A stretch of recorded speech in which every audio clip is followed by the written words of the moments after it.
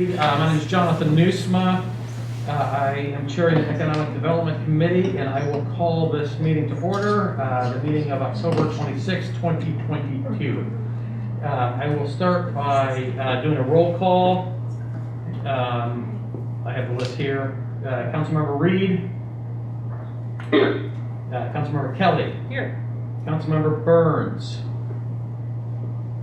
Councilmember Wynn. Here. Councilmember Harris. Present. Member Deacon. Here. Member Klein. Here. And Member Denisi. Denisi, Sorry, I can't even read my own word. And I'm present as well. So a quorum being in attendance, we will continue with the business of the committee. On the agenda next is approval of the minutes from our last two meetings. If someone would care to make that motion, please. I move approval of the meeting minutes. Second. It's been properly moved by Councilmember Wynn, seconded by Councilmember Reed, the approval of our minutes from July 27th and September 28th. All in favor? Aye. Any opposed? The motion carries unanimously, bringing us to public comment. Is there anybody signed up for public comment? So Malachi Chuckus, if I pronounce it correctly, tried written, but he said he would be here in person. I don't know if he's, Okay. would you like to?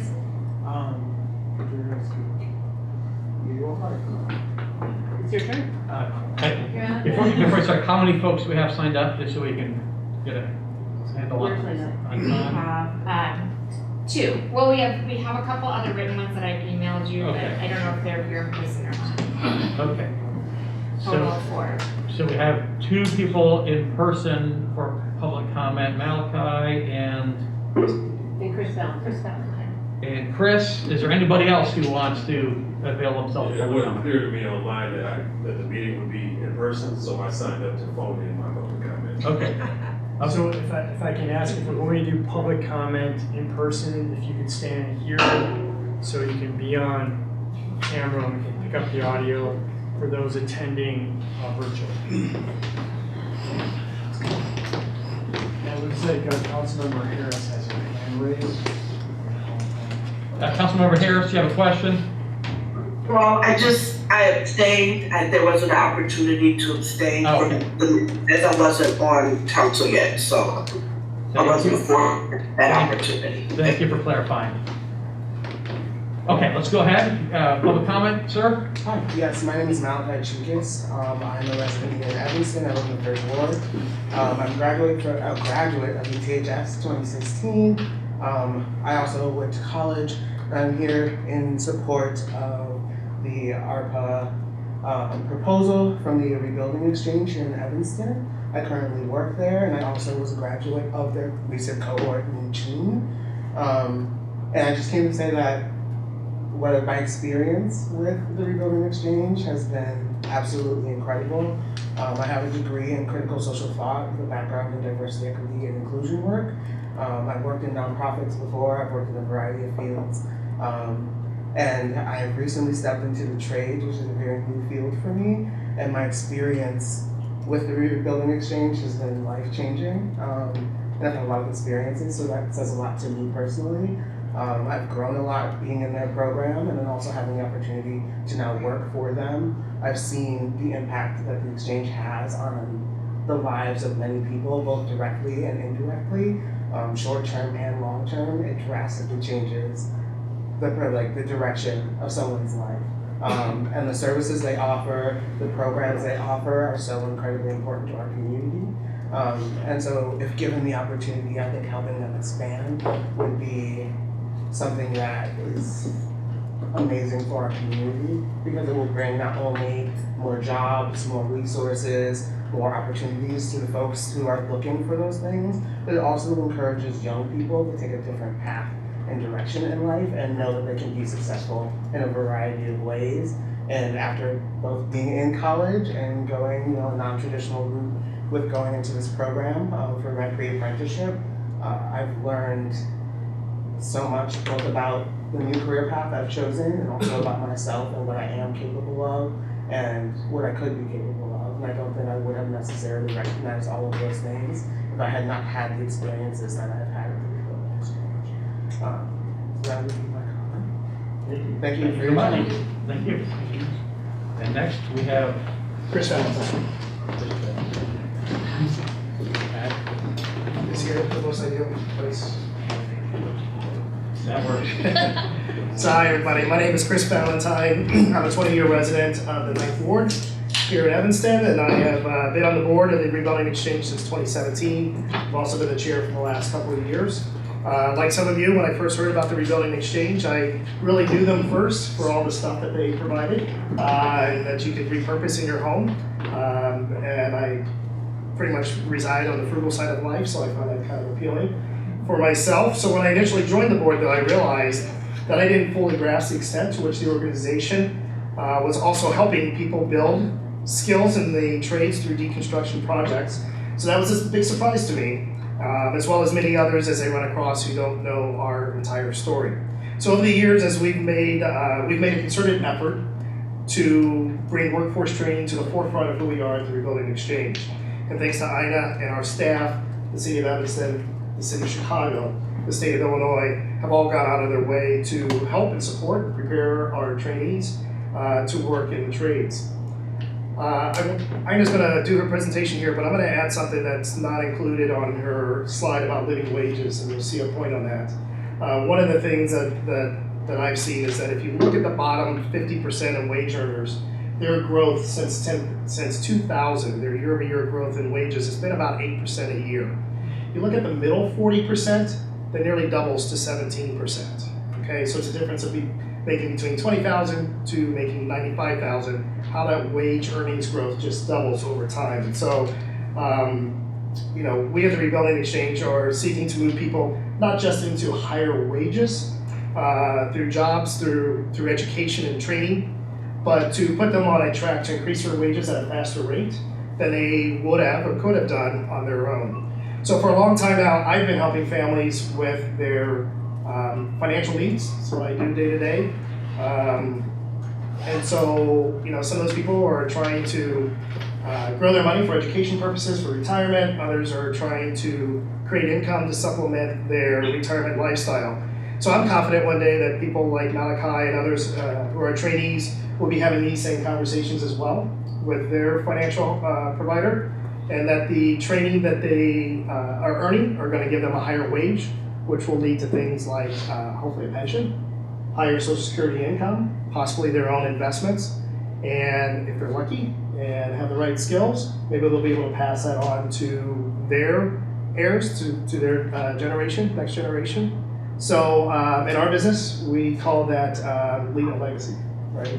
So, I'm here tonight asking you to, at least on behalf of our board, to consider the purchase of the building over on Hartree and help our community create a legacy. Thanks, y'all. Thank you.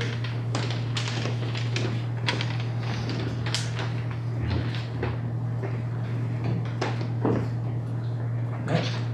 All right, good evening. I'm Jared Davis. I am a resident of the 2nd Ward, lifelong Evanstonian. I'm here tonight in support of Soul and Smoke's ask or request for TIF funding in order to be able to make the build out for their restaurant.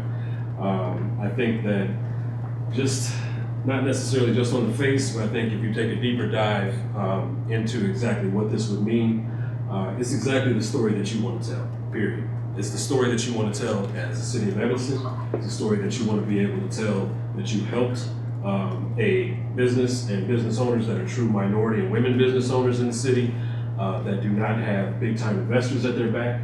They have been able to build their brand through a pandemic, which many restaurants have gone through and had to fail.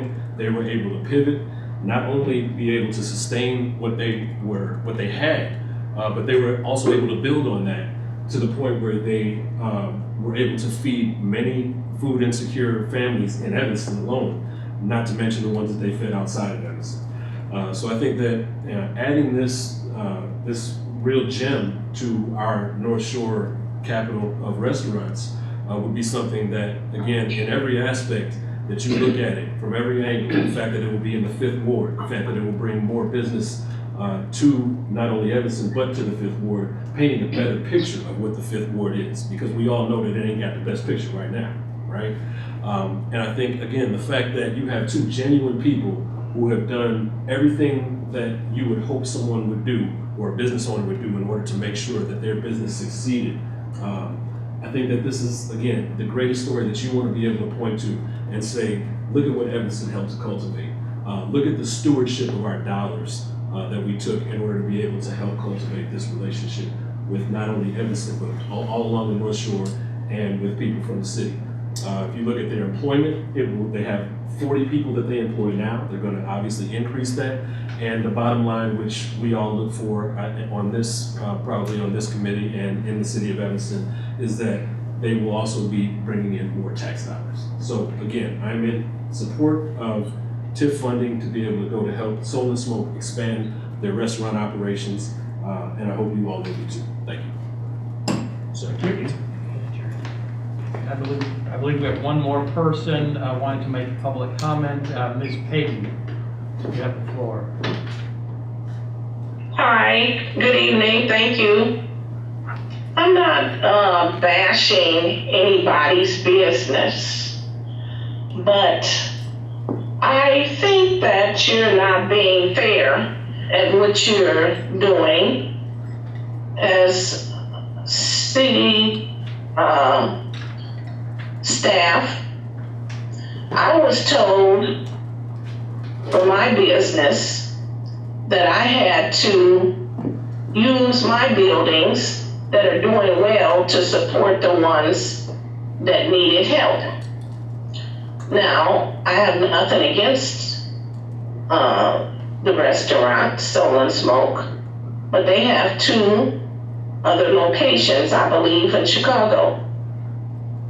And this $650,000 or whatever you're discussing seems like a lot of money, and you're just throwing money out.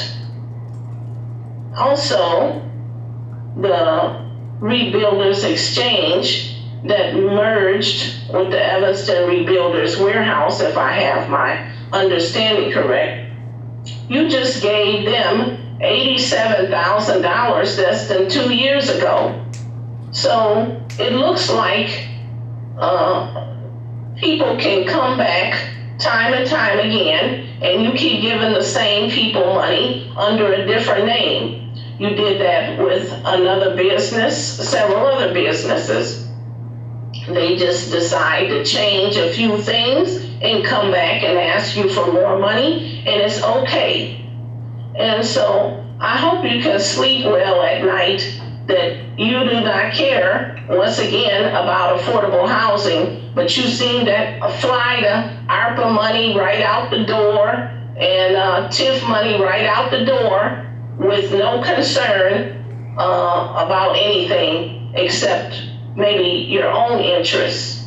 Because the process, what you're doing, we started with $43 million, and now what will be down to 5. And I thought the economic development only had $5 million to pass out, and I thought you already done that by now.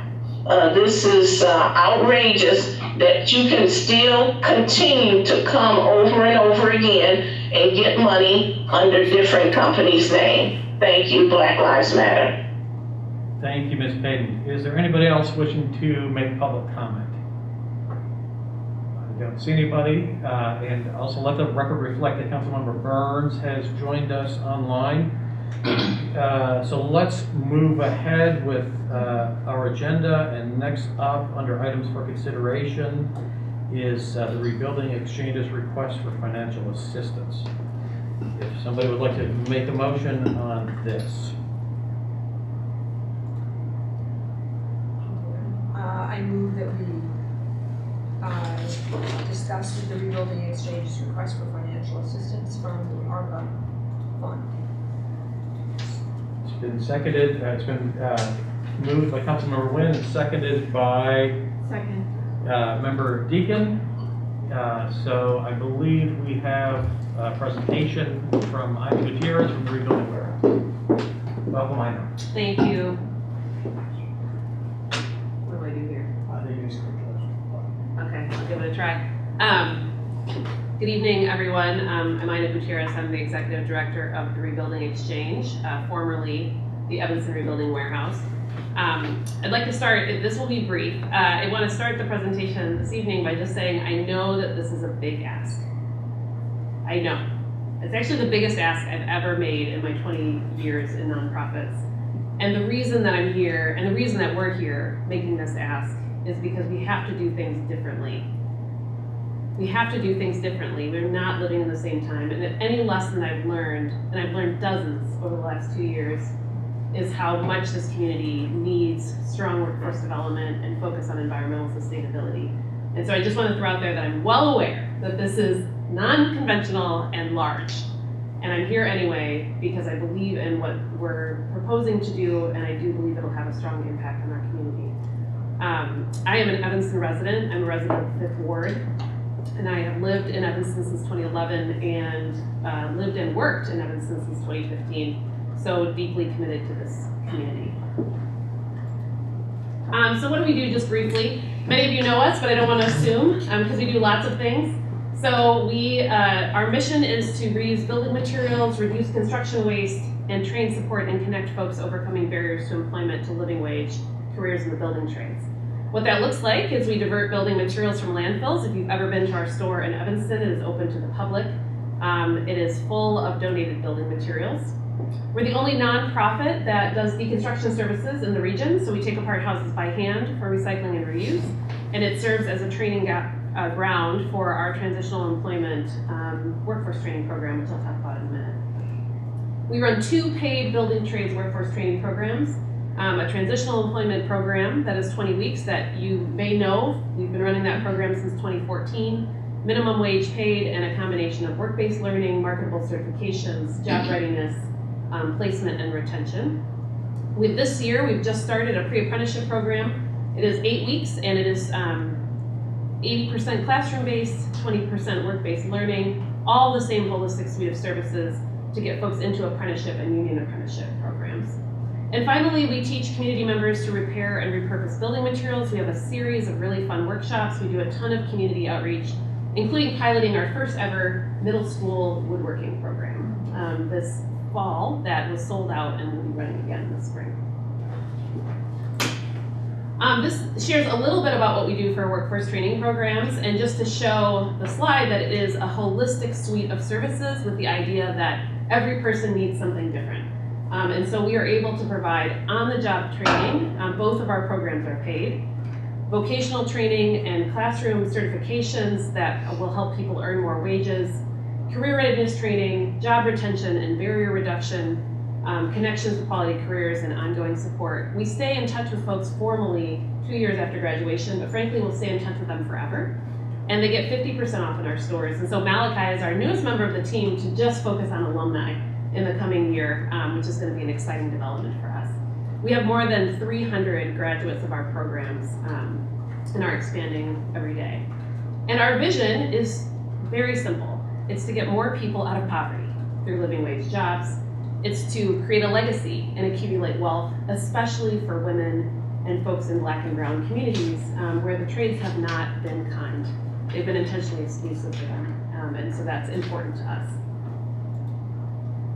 So our impact, you can see our environmental sustainability impact, very well aligned with the CARP, with the Climate Action Resilience Plan, waste diversion, but also all the ancillary things that come when you keep something out of a landfill. Reduction of greenhouse gases, the savings of water, tree, and energy by not producing new things. Better air and water pollution because we're not manufacturing things and we're not transporting those things. As well as deconstruction being a much more environmentally friendly demolition where that all those particulates that get smashed in demolition don't go into our air and our water and our soil. We educate about 1,000 people a year in our reuse and repair workshops. On the employment side, this year we're on track to serve 80 people, which is a more than 200% increase over last year, and more than 10 times what we have served people in the last 5 years. 89% of our graduates go into building trades jobs. They earn an average starting wage of $18 an hour. Within 1 year, those that are gainfully employed, about 80% of them in the trades are earning $24 an hour on average. And growing racial and gender diversity in the workforce. More than half of the folks that we serve are Black men, about 30% Latinx men, about 16% women, and then a mix of other folks. So very intentional about the impact that we have in our community. We have grown. So if you've known us from the beginning, we don't look the same. We have grown considerably. We're now a $3 million organization, and I thought we had 30 employees, but we actually have 35 at the moment. We serve 10 times more people, 80 people a year. We have a network of 30 employers and 10 apprenticeship programs ranging in every kind of building trade union in. We divert 1,500 tons of building materials from landfills and collect about $60,000 in Evanston sales tax every year. And to the public comment, we did move 2 years ago. We did receive TIF funding for that move in the second ward at the very end. And we are already out of room. We are more than doubled in size and are maxed out on our training space. And finally, we did acquire the Rebuilding Exchange in Chicago in March of 2021. We have rebranded, and the reason for that is scale. We're not going to solve for climate change and income inequity within the walls of Evanston. And we need to scale to be able to have greater impact. So we are headquartered in Evanston. I'm the executive director in Evanston, but we do have presence in Chicago. May I ask a question there? Of course. So I recall the move and the TIF funding, for that in 2021. That building, so you're now talking about moving out of that building? No. We're expanding to a new space. So this would be a second location in Evanston. Our plan would be to keep, the Hartree space is awesome, and if you've ever moved a building materials reuse store, it's not something you want to do every 2 years. So we are staying in that space. We have a long-term lease in that space. That space will remain our retail store and our educational workshop program. Our proposal for this space is to expand building trades training facility with partners into, it's confusing because the second address is also on Hartree, but it's in a different part of Hartree. So we're at it's very confusing. So we're at 1245 Hartree. This is 626 Hartree. It's about 1.5 miles away, south of Oakton. And what was the use of the TIF funding in 2021 for the? To complete the renovation of the project. Thank So we have a long-term lease at that space. We'll be there for the next decade, headquartered in Evanston, and it got us through the last renovation piece. It was about a $550,000 project. The city of Evanston gave about $87,500. So less than 20% of total project cost. Yes. And so why? Why are we growing? Just to give a few stats, the E-Plan is amazing. The data is clear, the data walk, if any of you have participated, these are facts about Evanston and the inequity that is happening both in employment and educational equity. So our 6.3% unemployment rate, our 11% poverty rate, 18% for Black communities, 19% for Hispanic Latinx folks. Chris mentioned the minimum wage, the MIT living wage calculator. You have to make, if you're a single person living in Cook County, you have to make at least $19 an hour. And a lot of people don't make that in a county that has a $13 an hour minimum wage. On the educational equity side, our friends at ETHS have shared that 150 graduates every year leave without a plan for college or career. They have no plan. And those that go to college come back without having 59% of those people who attend some college receive a degree within 6 years of graduation, which means there's a bunch of folks who come back who now have debt and don't have a plan. This is important to us, and we hear these stories all the time. The good news is there's a ton of opportunity, and in the building trades, there will be strong opportunity in the next 8 to 10 years. So what does that look like? Large commercial projects, especially Ryan Field, Northwestern University. They have set a very high informal goal for local hiring, and we don't believe that there's supply for them to hire enough people that are trained to take those jobs. All of these projects, the Illinois Tollway, the O'Hare Airport expansion, anything that is federal and state infrastructure is going to have to be union labor. And it takes time to get into a union, it's hard. And so to be able to train more people now to prepare them for these careers is going to be really important, and they're right in our backyard. We also have a number of building trades employers. Our transitional employment program, which is longer, most of those folks go into open shop, which there's also really strong industry for. If any of you are doing renovation and trying to find a contractor, it's tricky right now, and it will continue to be tricky. And so this is just a small example of the 30 employers that we have that hire our graduates, and everything from HVAC to handy service, Evanston Lumber. Some folks go into manufacturing, and we even have some folks who work facilities at District 65 and other places. So seeking employment to stay and live in community is very important to our graduates and important to us as well. The other nice thing about Evanston is we have a number of partners that we work with. We work in collaboration with everyone. These are just our workforce partners.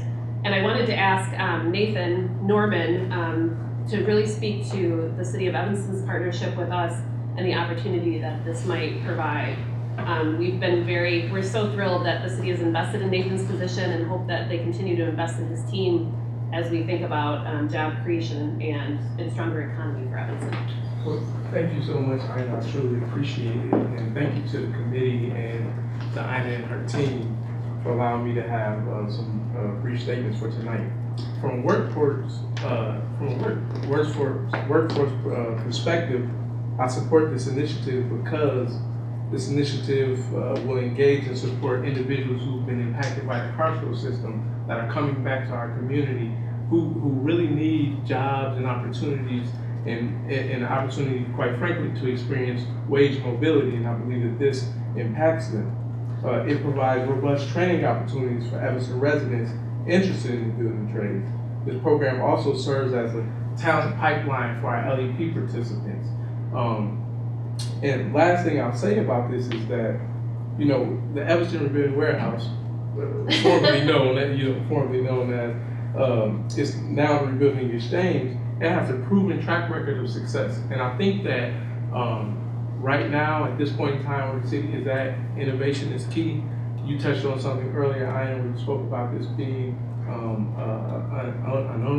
unorthodox approach, And so I think that right now, this is something that I think it would provide a really, really robust training program for Evanston residents that aligns with council's goals and priorities to amplify workforce development and increase job opportunities in Evanston. So thank you so much. Appreciate you. Just one example, you can see in the packet the letters of support we received from our community partners with very little notice that we were on this committee's agenda, and I hope is a real testament to our partners that are out there. Oakton Community College wants to come and offer GED and CDL classes in Evanston.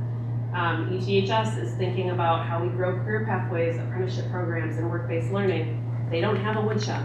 They have one construction career technical training. They have everything, right? And they don't have a wood shop. So how do we work together? How do we break down those silos to be able to have a space that's really going to train all members of our community? The Oxen Entrepreneurship, this building's perfect, it's a 5-minute walk. And we have a number of people who want to work in the trades and frankly go into business for themselves. As well as Evanston Cradle to Career, thinking about how do we change systems that have set people up to fail and really move the needle on getting people more job ready.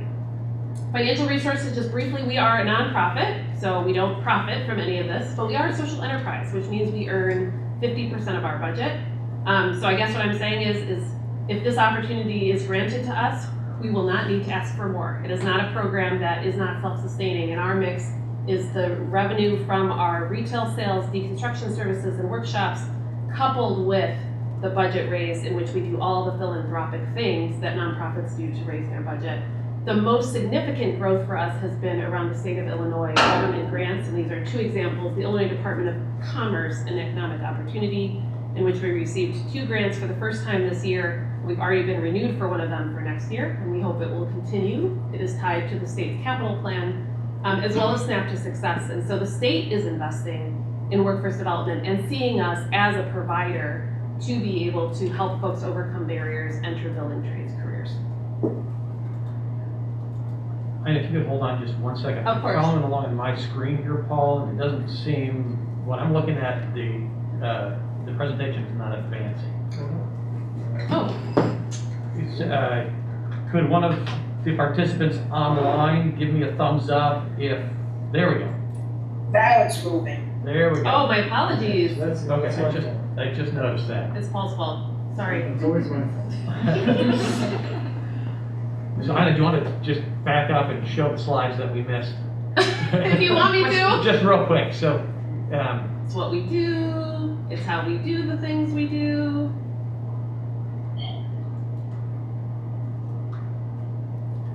missed that one. We missed that one. Potentially, we could, add it to the packet for people to see at a later date. Yeah. Sure, Yeah, absolutely. we'll do that. Because there's a lot of good. Yeah, there's a lot of information here. Sorry. Yeah, We don't wanna do it. Thank you. no problem. Paul has the file, so do what you will. Okay, so now we're back, now we're So caught. here's the idea. To the slide. I will click to the slide, thank you.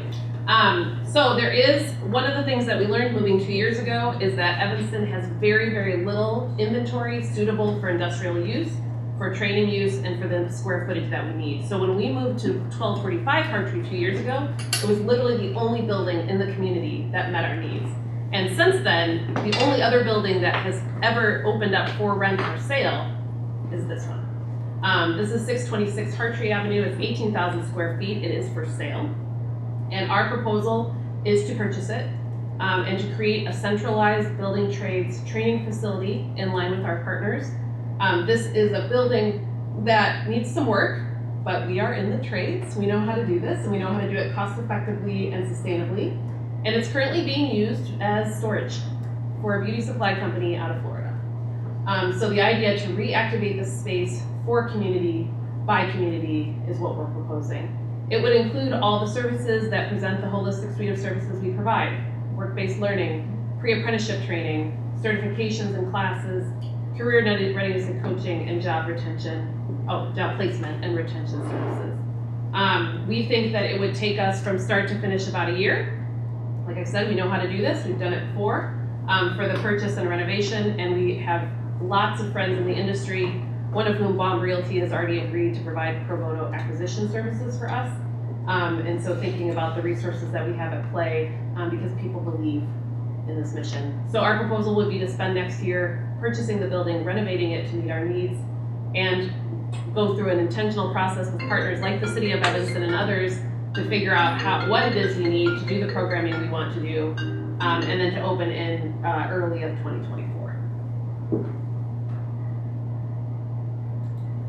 And this spoke to briefly, but why it's aligned with the City of Evanston and ARPA goals.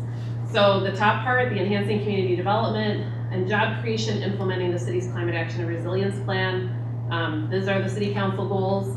This is where it aligns very clearly both on workforce development and environmental sustainability.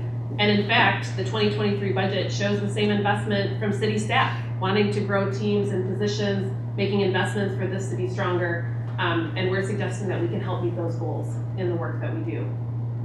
For ARPA, we have learned so many lessons from ARPA, and there's no question that those that we serve have been most impacted by the pandemic. Negative economic impacts, highlighting lots of barriers that folks have, from childcare to transportation to wages, to be able to do remote work. And so this is very much aligned with the City Council's negative economic impacts bucket and focused on the workforce development piece, which we are growing at the city, and a lot of partners have intent to grow. But we've been in this space, we're the boots on the ground and doing this work every day. And then finally, I just wanted to highlight the Evanston Community Foundation's ARPA Community Report and what we heard from residents in that report, also very much aligned with this project: equity, sustainability, investment in Black and Latinx communities, unemployment and training, and capital investments to improve nonprofit infrastructure. We plan on being here for a long time, and with the city's help, we can ensure that that will happen in lots of ways, and really to be able to provide the scale of programming that we believe this community needs and deserves, so that people can gain careers, build families, and support themselves and those families. I don't know, maybe? Oh, obviously, impact, we're very quantifiable. So what do we think this means? We think it means 100 people placed in living wage employment a year. We think that we know you can make $24 an hour after a year of that employment, and we will continue to see that, especially as we grow apprenticeship opportunities.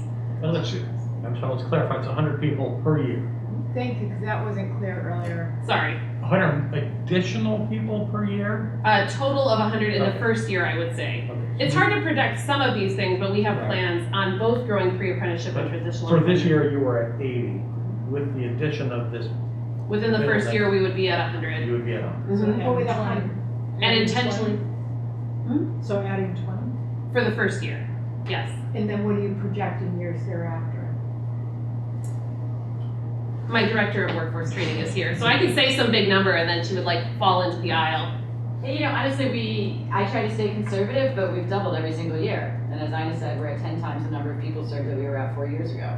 So in 2023, you know, yes, we'll be at 100 next year, whether you invest the money or not, in all honesty. We're at 80 right now. We keep growing, and there's no end of people who are ready to be served, and there's the opportunity to serve them. We have the right team.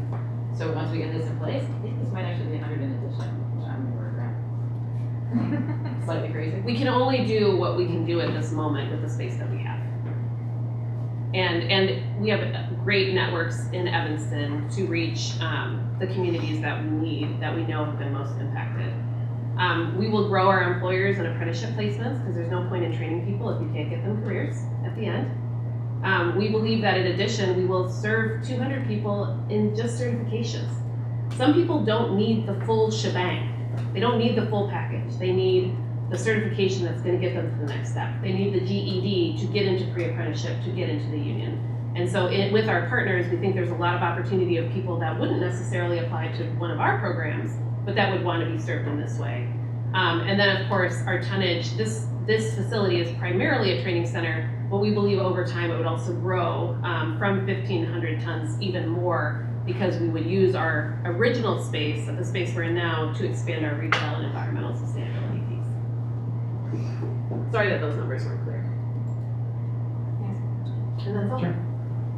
So just for clarification on are you turning people away from your training programs right now, or is 80 the demand right now and you're expecting to continue to build demand to 100?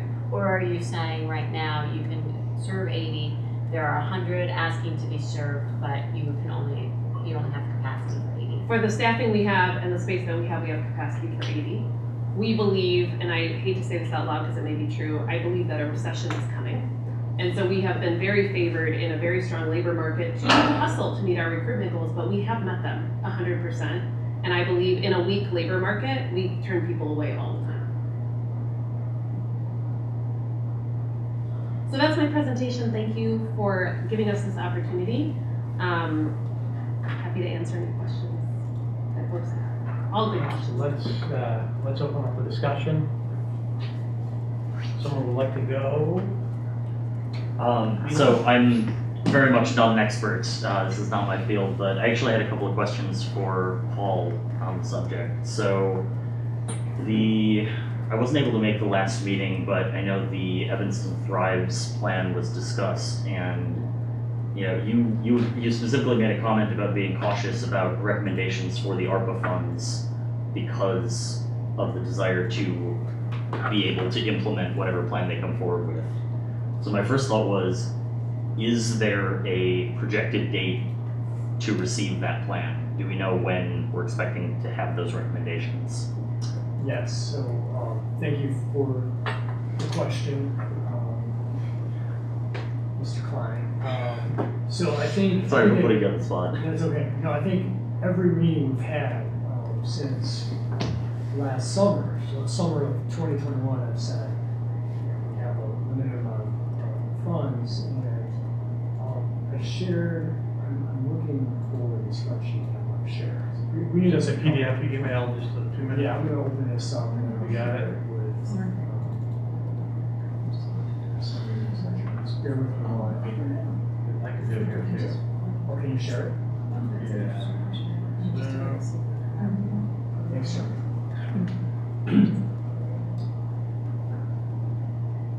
Okay, thank you. Yeah, this color one, and then Yeah. zoom in a little bit on negative economic impacts. So what I had asked the committee to do, in addition to listing a bunch of projects and their associated costs, and then eventually went through a process where we identified work on buckets, got the categories defined. Negative economic impacts is what this particular committee addresses. I think the city council allocated, can you remind me what the number is on that? Did we say 10 million? Looks like 10 million. 10.1 million is this number up there. Right, so, 17. There was a specific number allocated for economic impacts. What I can tell you at this point is that there's approximately, as of September 12th, $5.9 million remaining for that. I had asked several times, Mr. Klein, if we could hold until the study was completed in February, because we don't know what that study is going to say. I anticipate that it's going to recommend a number of infrastructure improvements that we had hoped that we could fund through ARPA. So what I would say, as it relates to that, maybe to expand on your question a bit, I would argue that that Ms. Gutierrez's request, the rebuilding exchange request, definitely meets an economic development mission of the city, which is workforce. We should talk about that more, and frankly, it's either now or never for this particular project, because it's about real estate acquisition. The property is currently available for sale. Anybody in the open market can purchase it. Yeah. And if it sells and doesn't exist anymore, then we have to wait for the next one. These particular properties don't come on the market very often. So that doesn't necessarily mean I'm advocating or recommending that we do it. I'm just giving you the facts. Are there other questions that I can answer? I mean, it's more of a broader one. So thank you. If we're not expecting the report until February, we certainly can't assume that the building will still be on the market in February. So my only other thought was, because their mission has so many positive impacts in so many different ways, and for what it's worth, I think we should find some way to get them the money. I think that what they're doing is fantastic, but are there other funding sources that this might fall under, so as to keep the ARPA money intact for implementing the Evanston Thrives program? That was my only other thought. If that's a direct question, I have some thoughts on it. I would ask. If that's all right. I would ask Heidi to participate as well. Again, I think this is before us because the property came on the market, it's money available, we have to act fast. Are there other partners that could help fund it? I would imagine in due time, yes. The state, county, Oakton Community College. What are other partners that you identified that would be participating? Yeah, I mean, it was the same as launching a capital campaign, right? Right. We could So look for investment and look for major donors, and that's what we did 2 years ago, was to look for this opportunity. I think the difference is both the urgency and the building acquisition, but it's also that we received the state funding and now we're maxed out to the seams. We didn't think we would need more space after 2 years. It's a good problem to have.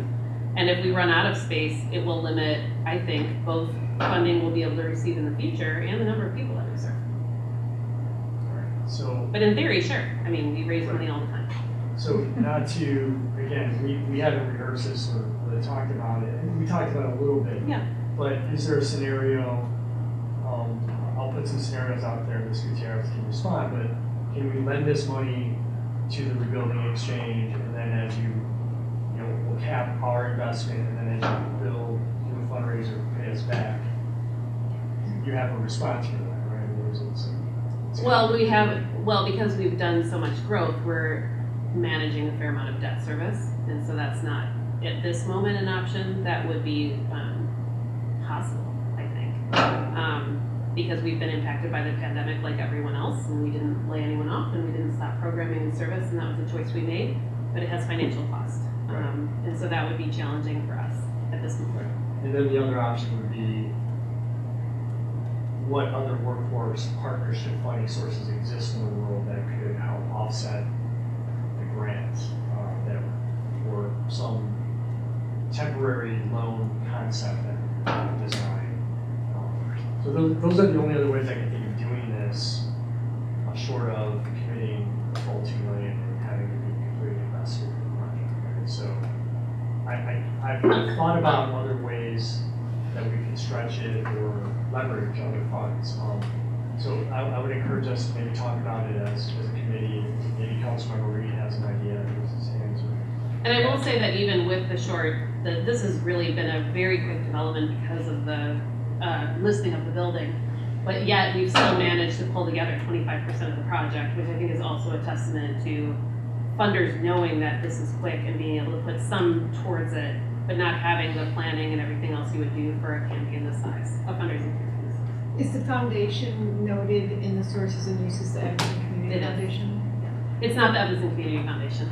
So it's fair to say that there has not been a robust outreach to secure other sources just because of the short timetable and how this opportunity has arisen. Yeah, I think it went on the market 4 weeks ago.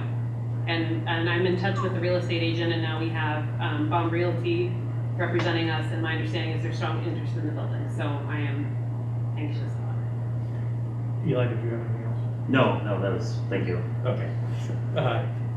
Lisa and then Devon. Oh, go ahead, I'll wait my turn. Okay. Councilmember Reed. No, I put my hand down actually, but I'll just say that I traditionally or usually wouldn't be super excited about this kind of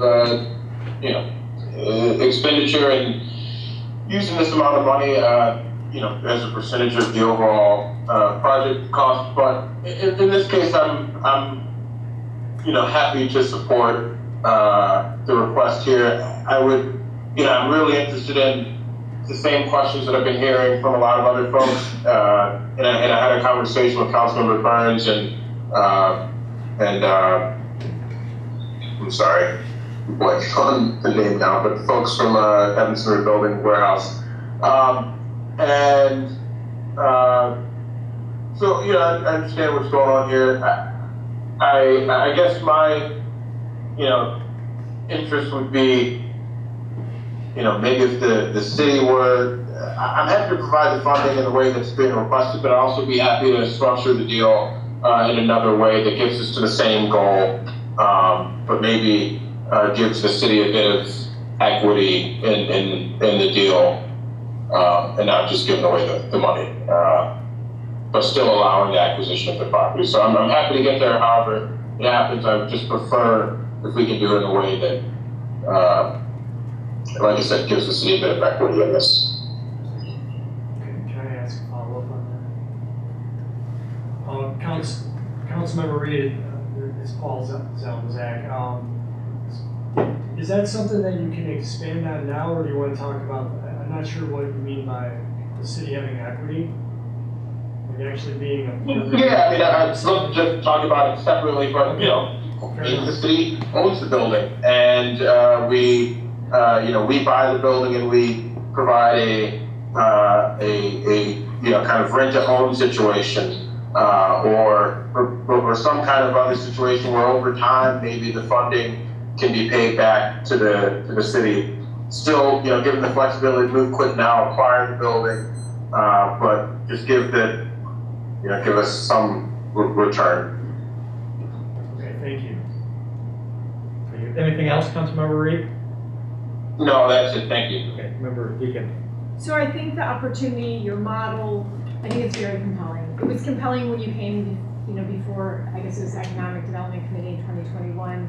I think the city appropriately showed support for what you were doing, and we should support in some way. I'm personally uncomfortable with the level of support compared to the overall project costs, and so I am in agreement with some of the other comments that we need to look for other partners, other sources, other ways of structuring the deal, because I think, $2 million in ARPA dollars is a lot of money. So if we're saying yes to this, we're saying no to other things that we don't even know that we're saying no to yet.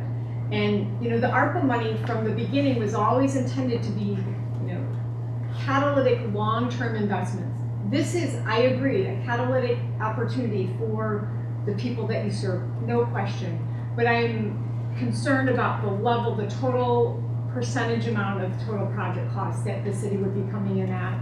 I assume this is not TIF, district, so that's not an opportunity here. It's not in the TIF. Yeah, I was struck when you were talking about, great way of supporting, Ryan Field and their development. It strikes me that Northwestern is in the process of, having conversations about what that looks like, how that is delivered. Wouldn't that be a great way for Northwestern to participate in the city of Evanston by supporting the trades, delivering people that could support that project? So compelling opportunity. I think that we need to think creatively about how we can deliver it in a way that we, the city, is not committing $2 million of ARPA funds, because to the earlier comment before our meeting started, we are the stewards of this money, and so that makes me feel uncomfortable at that funding level. Thanks, Lisa. Councilmember Wynn. I agree with all of the comments that have been said so far, but I will say workforce development has been on the city's agenda for more than a decade, well more than a decade. And the problem is we've never been able to connect all the dots and create a through line. And rebuilding warehouse. Exchange. Exchange now, but warehouse before was one of those few places that actually was doing that type of work, working with our high schoolers and then connecting them not just with the training but with the job, which is what all the workforce development discussions that I've ever been part of are say is really critical. The certifications can be terrific, but unless you actually have the job at the end of the certification, you haven't accomplished your goal. So I look at the ARPA money also as what's a catalytic investment. What is an investment in the critical things that we have identified are problems in Evanston? And this workforce development has been our problem for a really long time. And this, to me, is money that, and I understand the size of it. When I was reading through the packet for the first time, I was like, gulp. But at the same time, the numbers that they're showing are, they're the real numbers. I mean, we've been doing like 6 here, 8 there, maybe 10 there, here and there with Northwestern. I don't even think that number in terms of apprenticeship programs. Really relatively small, really just drips. And this is much more of a steady, regular flow of Evanstonians moving into the trades. And we know that is an area of growth, and you're right, we are going to have a recession. And we need to be able to train people. Which kind of brings up my sort of questions about sort of worst case scenario planning, right? Contingency planning. So we go into a recession, we have people who are looking for training because they're upskilling so that they're ready to do something else so they can get a job in a tight economy. At the same time, we know in recessions that construction jobs frequently shrink up or projects are delayed, etc. So I think Rebuilding Exchange has been since 2011. What year did it start? We started as an all-volunteer organization in 2011, and we started workforce training in 2014. That's what I was wondering when the workforce training started. So we haven't really been through a dip in the economy in the time the program has been in existence. Yeah, not like a 2008 scenario now. Hopefully not again. So just wondering sort of what your group has thought about in terms of contingency planning in that scenario. Yeah, and I think for us it's to expand our reach to be the recruiting source for employers of whatever size. So I think a couple of things. One is on the provider side. We work very collaboratively with all the other workforce development providers, not only in Evanston, but in the city of Chicago. And so when I look at a nonprofit like Chicago Women in Trades, that's been doing this work for 30 years, we are learning all those lessons from them of how they navigate recession, how do they manage government contracts, how do they continue to be successful in recession. So I think that's one piece. The second piece is we have employers large and small. Evanston Handyman is like 3 folks, you know, to Power Construction, which we're having lunch with next week. And so I think it's just gotta be that diversity of resources, both in terms of support and jobs, that's gonna help us get through. But it is something we're very aware of because not only for our, really, the reason we choose the trades is because of the living wage component of it. That's why we're gonna do it. And again, if there are no jobs at the end of it, we can't continue to train people. The folks in our training program have come in with a great amount of distrust in the educational system, that they graduated from high school and have a 6th grade reading and math level. From an employer where they had a bad experience. From another training program in many ways. And so it is really, when folks come into our doors, it is our responsibility to build that trust and to see through, to promise what we said that we can promise. And so my guess would be, in worst case, I'm usually like the worst case scenario person. In worst case scenario, what we'd probably do is, especially if we went into a recession, we'd probably shrink some of the promises that we could make while still providing the upskilling and diversity of resources and services that we have. But it's hard to say, and God, I really hope that we're just all making this up and we won't go into a recession. How much is the building? It is listed for 1.95. And I believe we can get it, and I don't know if Paul thinks so, right, but we're thinking 1.7. Okay. And so They're eager to sell. Okay. And so this cost is it says both to go towards the purchase and the renovation? Mm-hmm. So I guess what I'm wondering, is there any, and I hear the urgency, a wonderful program. Really, Thank you. Hats off to you. I love rebuilding warehouse, one of my top favorite businesses, love hanging out there. So is there any possibility that we could consider, a portion of this to get for the purchase, and then work on more of an outreach to raise some funds, and if that doesn't happen, we'll come back I'm just wondering if we can approach it a little bit sort of potentially piecemeal, so that we help out to get the building bought, and then there's a fundraising plan to approach some other sources for funds. And then if that fails. Yeah, I appreciate you acknowledging the urgency, because I do feel like the building will slip through our fingers. I mean, sure. I mean, I'm open to all creative ideas and different funding structures. Like I said at the beginning, I'm well aware that this is a big ask. I will also say that we often don't know what the condition of the building is in until we get into it. And this is a building that has no sprinklers, no air conditioning, no, et cetera, et cetera. So we will keep, if you've been to our store, we are not fancy people. We are scrappy ambassadors for reuse, and so we will do everything that we can to pinch every dollar that we receive to make this happen. My only concern would be timing then on the program delivery side. So are we able, if it's a 2-year project instead of a 1-year project, if we have greater demand for our services, how do we manage that demand without just turning people away? Because we are maxed out in our current location. Sure. I'm just thinking in terms of needs that might come up for us with regard to the city, and maybe you might secure, through a grant, funds to help with the renovation. I mean, we certainly will try. Yeah. We certainly will try. Mr. Norman has been requesting attention as well. Thank you so much. I just wanted to really build off of Councilmember Williams' previous statement about workforce development. And I just wanted to say, over the decade that I've been working for the city of Evanston, Evanston Warehouse has been a phenomenal tool, and it has helped us. Workforce development also can be a violence prevention tool, as you all may be well aware. And it has been a wonderful resource for us to be able to connect individuals to employment right away. Individuals coming back to our community that were recently released from incarceration. Individuals that we're working with who were not particularly ready to go into certain employment opportunities.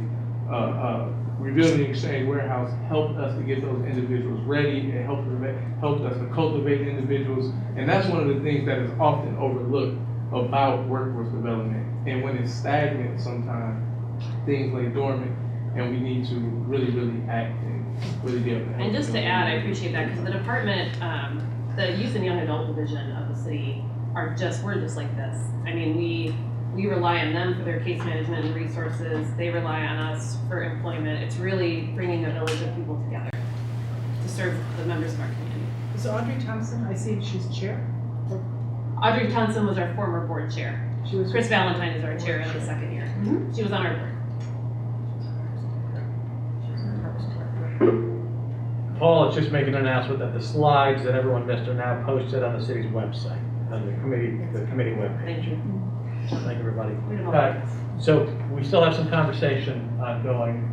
Member Kamisi. One last question. So if your current capacity is 80 and the new facility would be 100, the limitation on 100 is not space, it's other resources.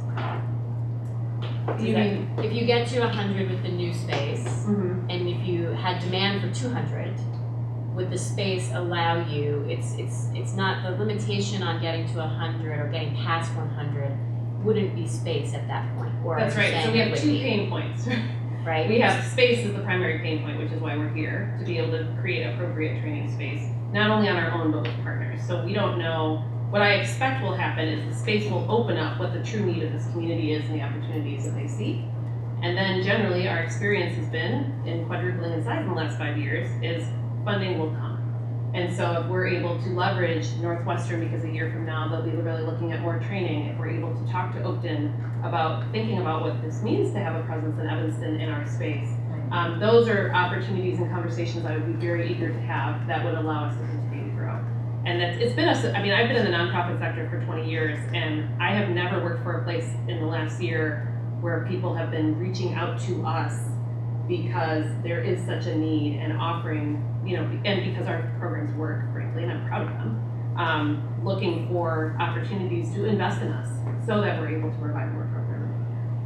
Councilmember Harris is requesting the floor. Councilmember Harris. Yes, thank you. I know it's gonna be painful to hear me, it's just as painful to talk. So I just wanted to say, I love the idea coming from a construction background. I think it's imperative to be able to teach these type of skills. But I too, as many people in the room, just a bit uncomfortable with the price tag that it comes with.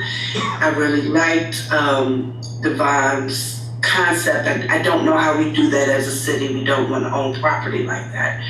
But I do want us to consider the price tag, and I know that the building could up and leave tomorrow. But I love the concept. I love what they do there in my ward around the corner. I visited the old building and the new. So I just want us to consider that and figure out ways to help them accomplish their goals. Thank you. Thank you, Councilmember Harris. We've got Member Klein, Member Deacon, and then I'd like to hopefully wrap this up fairly quickly. No, I'll try to keep this brief, but Councilmember Kelly's suggestion was very interesting because there is an urgency in acquiring the building. There's not necessarily that same urgency in getting the renovations underway. Is there a world in which, so the question I had is the funding sources you listed, the $550,000 in foundation support, is that money that you already have for this project or money that you think you can get? It's money that I think is very likely. Okay. If the city provides the support, it will be easy to get. Okay, but it's not necessarily the case that if the city were able to provide 1.1 or 1.2 million, that you would still be able to purchase the building quickly enough and then have some time for another round of fundraising. You would still need the time to pull together the other sources? I believe so, yes. Okay. I believe that's the case. So the only thing I could add to that from a strategy standpoint, I don't know if we can really get into all the details and how we would negotiate, but can we get the property under contract with some dollar amount, right? And then it takes some period of time to close, right? Due diligence and things like that. So let's say it was a 90-day period. We were talking about a frantic, stressful period, but it could be what it is. Like we're just trying to come up with a creative solution. Right. And I don't know how that all would work. I can imagine you and I are like friends good trying to.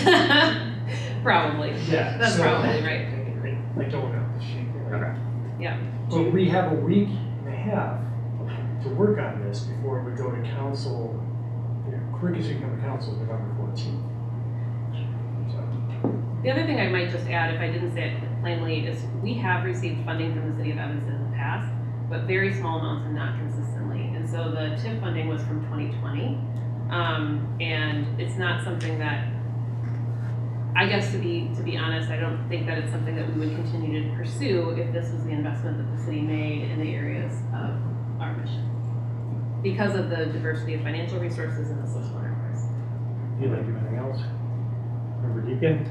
Quickly, so one idea could be, you're working with Bond Realty, can they negotiate, a letter of intent based on, are there some mechanism that would allow you to lock down the property, give us more than a week and a half, right? You're gonna need longer than that to approach and have conversations with Oakton, with some of these other partners. In my mind, it's pretty clear that there is other funding available, but for the time horizon that is sort of presented because of the building here, right? So I think we need to explore what that could be, how we thread that needle of providing enough funding. Maybe the city comes in at 1 or 1.1 million with, that foundation funding to get you to where you need to be to lock down that building, with short term doing a letter of intent or something to give you some time to have conversations with other partners so that you're able to get comfortable that you can secure other sources of funding. I would support that. I personally won't vote for supporting it at the $2 million or 2 point whatever it was. $2 million. Yeah. If I can jump in, Chair. Councilmember Reed, please go ahead. Thank you. Yeah, so I hear what folks are saying. I also have, as I expressed some skepticism about the dollar amount, but I do think, as Councilmember Wynn really, I think, highlighted best, is just how, critical rebuilding warehouse or rebuilding exchange is, and how robust their services actually are, and the numbers that they're producing. They are producing some of maybe the best numbers in workforce development that I've seen in my time with the city, and maybe even beyond that. And so I would really be interested in, I think the way that we can, lower what the city's actually spending, recoup some of that money, and ensure that they can, secure this properties. Again, maybe the city buys the property, and that allows the time for Evanston Rebuilding Warehouse to figure out funding, and then, we can buy it, they can buy it from us at a reduced price, somewhere down the road. And, so it allow us that flexibility to, in the meantime, give us an asset. If for some reason the deal fell through or something were to happen, we still have the asset that we could offload at some point. But I think it makes sense to move fast. I would be comfortable voting now to move forward, move this dollar amount asked forward to council, and in the meantime, figure out a deal that works a bit better. Do any other committee members want to weigh in before the chair says what the chair thinks? Is there an annual report on, I was looking, it's just to have an overall sort of picture financial. I'm happy to send an audit. That's not as exciting, but I do have financial documents if you're interested, Councilmember Heather. Right. The pandemic knocked over all kinds of things, including our annual report. Thank you for this robust discussion, and I will just echo what everyone has said already, is that Rebuilding Exchange is an awesome organization, doing great work, and would be a really, really good investment for the city. It's one of my favorite places to go and hang out, and there's a lot of stuff at our house that is made out of materials that came from the Rebuilding Warehouse. And a lot of stuff in the Rebuilding Warehouse that came out of our That's how it should be, the circular economy, yes. So I really am looking for a way to get to yes on this, but I'm stumbling on the magnitude of the ask, because money doesn't grow on trees. And we do have, at the same time, we're considering this allocation of ARPA money, a pretty significant request in the 2023 budget for workforce development. And this is all, money being spent in the same area. So we really have to think hard about how we spend this money. as awesome as an idea as rebuilding exchange is. So I'm attracted to the idea in terms of looking for ways to make this happen. I kind of like what Councilmember Reed suggested, is the city purchasing the building, so we have some skin in the game. We're not just handing out money, we have an asset. And then potentially working out a rent to own or a longer term arrangement with the rebuilding exchange. Because it's not in the best interest of the city to own real estate that's not city, we don't need for city business long term. Like we've demonstrated that's not a good idea. Yes, you have. I do feel like rebuilding exchange would be a better tenant and better prepared to maintain a facility than some other tenants we've had in other properties over the years. So I'd be inclined to look at something, just short term, medium term, 2 to 5 year kind of strategy to exit the city out of that investment, but using the city assets to make it happen, since time is of essence. Councilmember Wynn is indicating her reluctance to purchase property though, so I'd love to hear what you have to say. We own so much already. Yeah. That we own too much already. But as I listen to this, I that may be the only solution that we can think of, because as you said, there's demand for this building. I think your program is terrific. We don't have anything else like it. I don't think, as you said, there's something else like it in the area. And you have a proven track record, which is very important to me, as opposed to investing in a new program. This is a program that's proven. So if I keep saying whispering no, it's involuntary. And I just, doing some quick math, if the ask is $2 million, and what we get out of that is 100 jobs a year, that's $20,000 per job for the first year. If we get another 100 jobs the second year, that's $10,000 per job each year, and do the math. So I'm not sure where the payback is, but it's a good investment and it's a good risk. Well, I don't know really what that looks like when we invest 1.9 million. So I still would like to go back to the option, if it would be possible for you all to purchase a building with an investment of one point, and then do some fundraising, and come back if it doesn't work in 2 months. I'd like to start doing some outreach and see if you get traction. I feel like for you all, that would be preferable to have your building, have the city. And I'm not opposed, oh, I'm so sorry. Yeah, no, that's okay. I'm not opposed to thinking creatively, and I don't know what it takes to put a building under contract without a commitment. I don't know what that looks like. So otherwise it's just an idea. But again, and so I think the balance for me is, I am looking for the city to invest in us as a nonprofit in this community that you want to see in this community. That being said, we can be creative, but I would want to balance that with what's realistic for us to create a building that we know we need. And so there's a kind of cutting off at the knees thing, that there might be a limit, and it'd be responsible for me and my staff and my board to decide if we think we can pull off this promise. But I'm very much on board with something in that realm, because we are Evanston. We're here and we're not going anywhere. Yeah, and I think we unanimously support the project, it's wonderful. So I think of course we'd welcome you to come back if the fundraising effort after purchasing the building for the renovation part was lacking. So you're suggesting we prove an amount lower than 2 million to allow them to purchase the building? Yeah, I would say that 1 million, so it's 550, and if you eliminate. Keep in mind that this is an open meeting and there will be a negotiation. We don't want to over-approve. We believe we could get the building for 1.7, but I don't know what that negotiation could look like. So that's one of our first steps, is to figure that out. I am no real estate expert. The fact that Baum is on board is certainly encouraging on that front. I mean, if someone does know what it would take to lock down the building without a contract, they're probably the people to do it. Paul, what is the typical letter of intent time, like, what have you seen in terms of the time frame for when a letter of intent is signed before, to take that through? Can it be extended? How long? I don't know, 90 days always seems to be the magic number. That's what I was, Understand you know, so we're talking, you know, some time here to have conversations.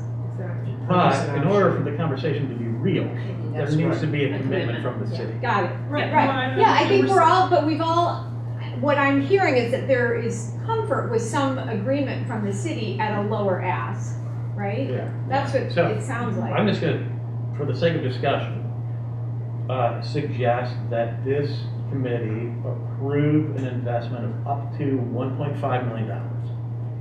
Details to be worked out, you know, whether that's a check to the rebuilding exchange or whether we purchase the building, maybe reserve that discussion for later.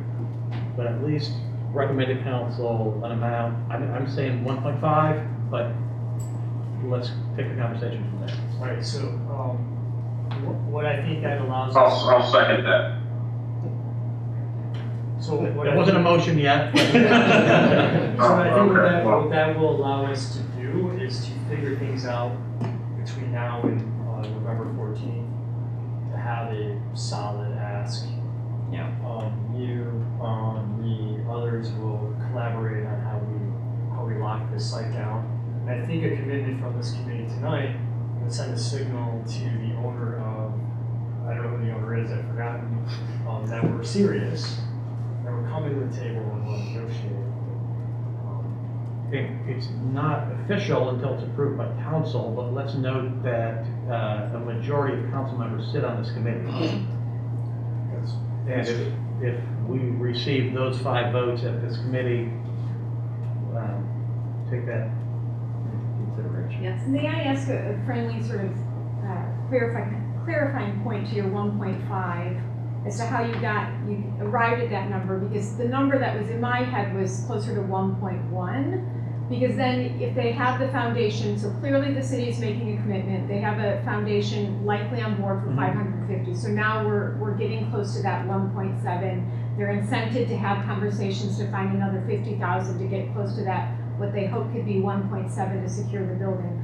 I would sit more comfortably at around 1.1 and feel like we have some rationale to have that number as opposed to the 1.5. But if you have some other reasoning on the 1.5, you know, I'd like to understand it. I suggested 1.5, kind of off the top of my head, because it is a little bit less than the asking price for the building, which allows some negotiation to get that. But close enough to that number where we're assured of getting the deal done in a timely manner. Yeah, so I will just say that the foundation line item, the capital grant that we would apply for is 30, they can kick up to 30% of the project after you secure half of it. So the foundation number will change depending on if the scope of the project changes. I just want to throw that out there. Right, so just to be clear, are you sitting on 550,000 commitments? I am not. I am sitting on a funder that has funded us in the past for capital grants, and that we have built a lot of trust and support in over the years, and that if we received more than 50% of the cost from the city of Evanston, I believe they would fund the next 30%. So that's 1.35? So it would change, correct? Well, but I mean, if currently the project estimate is sitting at 2.7 million, you know, if we're trying to figure out what the number that should come out of this committee is, 50% of that is 1.35. That seems to be in the ballpark of what we're talking about. Or if we're talking just about the acquisition, using a 1.7 number, 70% of that is 1.2. Paul, what is as I recall when I've asked in the past, sort of the rule of thumb for, you know, the public participation, the public, you know, piece of a total project cost, I sort of recall in the ballpark of 25%. And you referenced that earlier. That's generally the range that when we're doing public finance projects, whether it's here or in other communities, we try to stay in that range of 20 to 25%. This particular project, it feels like it's not traditional in the sense that we're investing. The total project, the project is acquisition. We're trying to nail down something that's on the market and we have to take down fast. So that's where it doesn't feel the same to me like we would normally do. Like the next next project we talk about tonight, that same question will come up. But my thoughts on this are, if we follow Councilmember Newsma or Reed's lead on this, or Councilmember Kelly, we get it locked down, and we have the ability to help. We're raising the profile, we're showing a commitment. We go to a fundraising campaign, and hopefully, because Ina's been such a good partner, and everybody behind us has been a good partner, we get some of that money back that we can invest in other areas of the community. Otherwise, I don't have any other suggestions for this. This is really hard. When you say get some money back, Meaning raise funds through other sources, other foundations. Somebody mentioned Northwestern. Let's see if they'd help on this. Let's see if Oakton would help. I mean, actually reimburse the city. Literally, the rebuilding exchange would raise funds, take out our investment, reimburse us, we can invest in it. Is that clear? Am I saying it right? Well, so then if I hadn't considered that total amount? You're suggesting that if it's 1.5 or 1.x million dollars, the city have a position in that property. Well, here's what I'm saying. If we invest $1.5 million tonight and the city council approves it, perhaps a strategy could be the rebuilding exchange during that 90-day period of due diligence, closing. They're raising funds from partners. And we would have some agreement where they commit to trying that. And then our 1.5 invested in the project is reduced by the amount that we raise to help us. So I would just say the 1.2 seems like it gets us to where we need to be, and it's gonna be easy, it's gonna be harder to raise funds when you got 1.5 from the city. So Fair, I'm just, right, sure. yeah. 1.1 is a solid. I think we're 1.2, we're covering, you know, we're hitting the mark. Yeah. And then you Does come that- back if it doesn't work. Does the 1.2 achieve that 50% mark? The budget I put forward is 2.7. We're talking about for the For the purchase, right? full We're looking at project. But the whole project is 2.7, so they would look at the whole project. And the other thing, again, we're, as y'all know, we'll do whatever to try to make this happen. It's really important to us. But I will say that our hope in partnership investment is also to expand the programs themselves, which are staff and people and all of that. So actually, it's 50% of 2.7, which was. Yes, right. That's So 1.35. That's a good point. Yes, correct. But also to touch back on something you said earlier about our expansion of the Nathan Morgan's program, you know, there's an opportunity for us to invest on the training side. You know, again, I don't know how all the numbers come in, inputs and outputs. There are multiple partners that want to do workforce development. So if we're breaking this into phases, we gotta get the property locked down. Like that is like my first and foremost. Training. Without, forget the renovation, forget the training program, forget any of it. We don't have a building. Don't forget about it, just don't. Yeah. Right. We're not far. Yeah. Right now on phase one, what we're talking about tonight, the urgency is acquisition of property. We lock that down, we can mothball it technically for some period of time until program is built. I'm just making this up on the fly, I'm literally suggesting mothball. I'm saying, Hopefully that doesn't become necessary. right, step one is acquisition. We know that's between 1.7 and 1.9, unless Bob Seidenberg's already reached out and sent this message out to the real estate world, ratcheted up the cost to 2.5. So we're hoping that's not the Give case. us a solid about. Right, so 1.7 acquisition, let's figure out the rest of it afterwards, right? Okay, so I think we have two tasks in front of us now, is to confirm the dollar amount we're comfortable with, and then offer any guidance on what we're gonna do with that money, whether that's going to be just set aside, could be determined later exactly how we're gonna invest it, or, I mean, that's the least we could do. If we wanna get more detailed, we could approve, a recommendation that we purchase the building, or we could approve just a contribution for rebuilding exchange, or we could leave it open for further discussion. I think those are the three options as I see it. And with everybody that comes to economic development, we, usually try to understand the need. So currently, you don't have funds to invest in the purchase of this building? Correct. No. And the reason why. And the only, because it just came up. Right. So we've been. I understand that you haven't allocated but I mean, you don't have any, there's no money, Nope, we just moved 2 years ago, we merged with another nonprofit a year and a half ago. and they don't bring anything to this, that. They bring lots of things, but money was not one of them. Just checking, we have to ask, right? Of course. Yeah, of course. Yeah, and we just, honestly, I would, if you had asked me 6 months ago that I'd be standing here with this idea, I would not have believed you. We just moved 2 years ago. Yeah. We are in our current location for the next 12 years. So, I think the sense of this committee is that we don't feel comfortable approving $2 million for the entire project at this point. But we are happy approving some amount of money that gets the property locked down sooner rather than later. Then come back and we'll talk about the rest of it. So, next question is, what dollar amount are we comfortable recommending? I suggested 1.5. Member Deacon suggested 1.1. I said 1.2.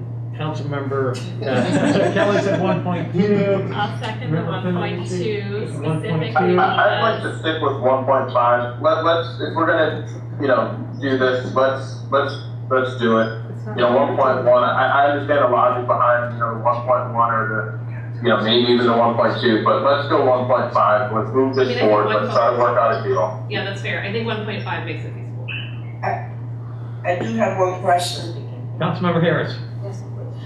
I did hear someone mention that potentially at $5 million and we went through it. How much do we have of ARPA under our auspices to designate? We have 5.7. There's roughly 5.9 in the negative economic impact category that's unallocated at this time. Thank you. And I also want to note that, because of the circular economy, nature of everything that Rebuilding Warehouse does, some of this were to come out of, I believe there should be money left in the environmental fund, I'm forgetting the name of it, but for environmental sustainability, I think there would be a solid argument for some of the funding to come from that. Once we have more money in that. And also Member just- Panisi, Member Panisi Just to had. finish, 1.2 is what I would be supportive of, specifically because I believe it shows the city's commitment to this program and that we're invested for the long haul, but it also does not dissuade donors or drive up the price of the property. So that's all I had to say. I agree with that. Councilmember Wynn. I like that. I agree. I would say- Going to keep it feasible. For those online, there is consensus among Member Panisi, Councilmember Wynn, Member Deacon, and Councilmember Kelly that 1.2 seems like a good number. Member Klein. You can throw my name in on that. I can get behind that. Sorry? I believe, She can get behind that. Councilmember Harris, I said I could get behind that. 1.2, now, so the it just question depended now on what we for, can get the building for, right? Yeah. And so that's the variable I don't know. And how much you can raise from external partners. Right. Yeah, it's such a fundraisable project. I mean, right, I think, yeah. This conversation will raise the profile of the project. Again, I kid around, but I'm serious. Seidenberg's in the room. I'm sure Edison down. No, you're absolutely We're gonna right. take it forward and We're showing our hand. we're showing our commitment to this project is demonstrated by this committee who represents the people of Evanston. So it really does raise the profile. And it gives me the ability to go to other people that we know how there's additional funds. So it helps. I'm good for 1.5, so certainly comfortable with 1.2, which seems to be the consensus in the room. So I'm going to go ahead and make that motion that this committee recommend an investment of $1.2 million to help the Rebuilding Exchange acquire the property, the subject property, pending additional discussion on exactly how that $1.2 million will be deployed. And For the amendment, can we say up to 1.2? We might get lucky. Sure, up to 1.2. Thank you. Up to 1.2. Right, and I would like to. We might get lucky too. And I would like to leave the conversation open as to what that arrangement might look like. And I am not opposed to having the city have some kind of equity stake in the property that we exit out of over a short number of years. I second. But I'm not gonna make that part of the motion, that's just, That's just legislative history. legislative history, yes. So the next step, if approved, would be to go to the council on November 14th between tomorrow and that date, that's the publishing deadline, which is a few days before the 14th. We will come back, the staff will come to the city council with either a very specific ask or a series of options that we present. And there, of course, will be discussion at the council level, so. Okay. That's how that works. All right, so I've made that motion, should I restate it? No, I think we got it. Okay. Second. Seconded by Councilmember Harris. If there is no further discussion, I will call for a roll call vote on this. Talk and staff think that We'll do, Member Klein, Aye or yay? either, Yes. Member Deacon, Aye. Councilmember Kelly. Aye. Yusma, aye. Wynn, Aye. Nisi, Aye. Reed, Aye. Harris, Aye. Burns. Aye. All right, the motion passes unanimously, and just for the record, that includes 5 council members who have voted. Thank you. So, let's move on to our next order of business. Thank you, everybody from the Rebuilding Exchange. What about the city staff? And the city staff. Good to see you. All right.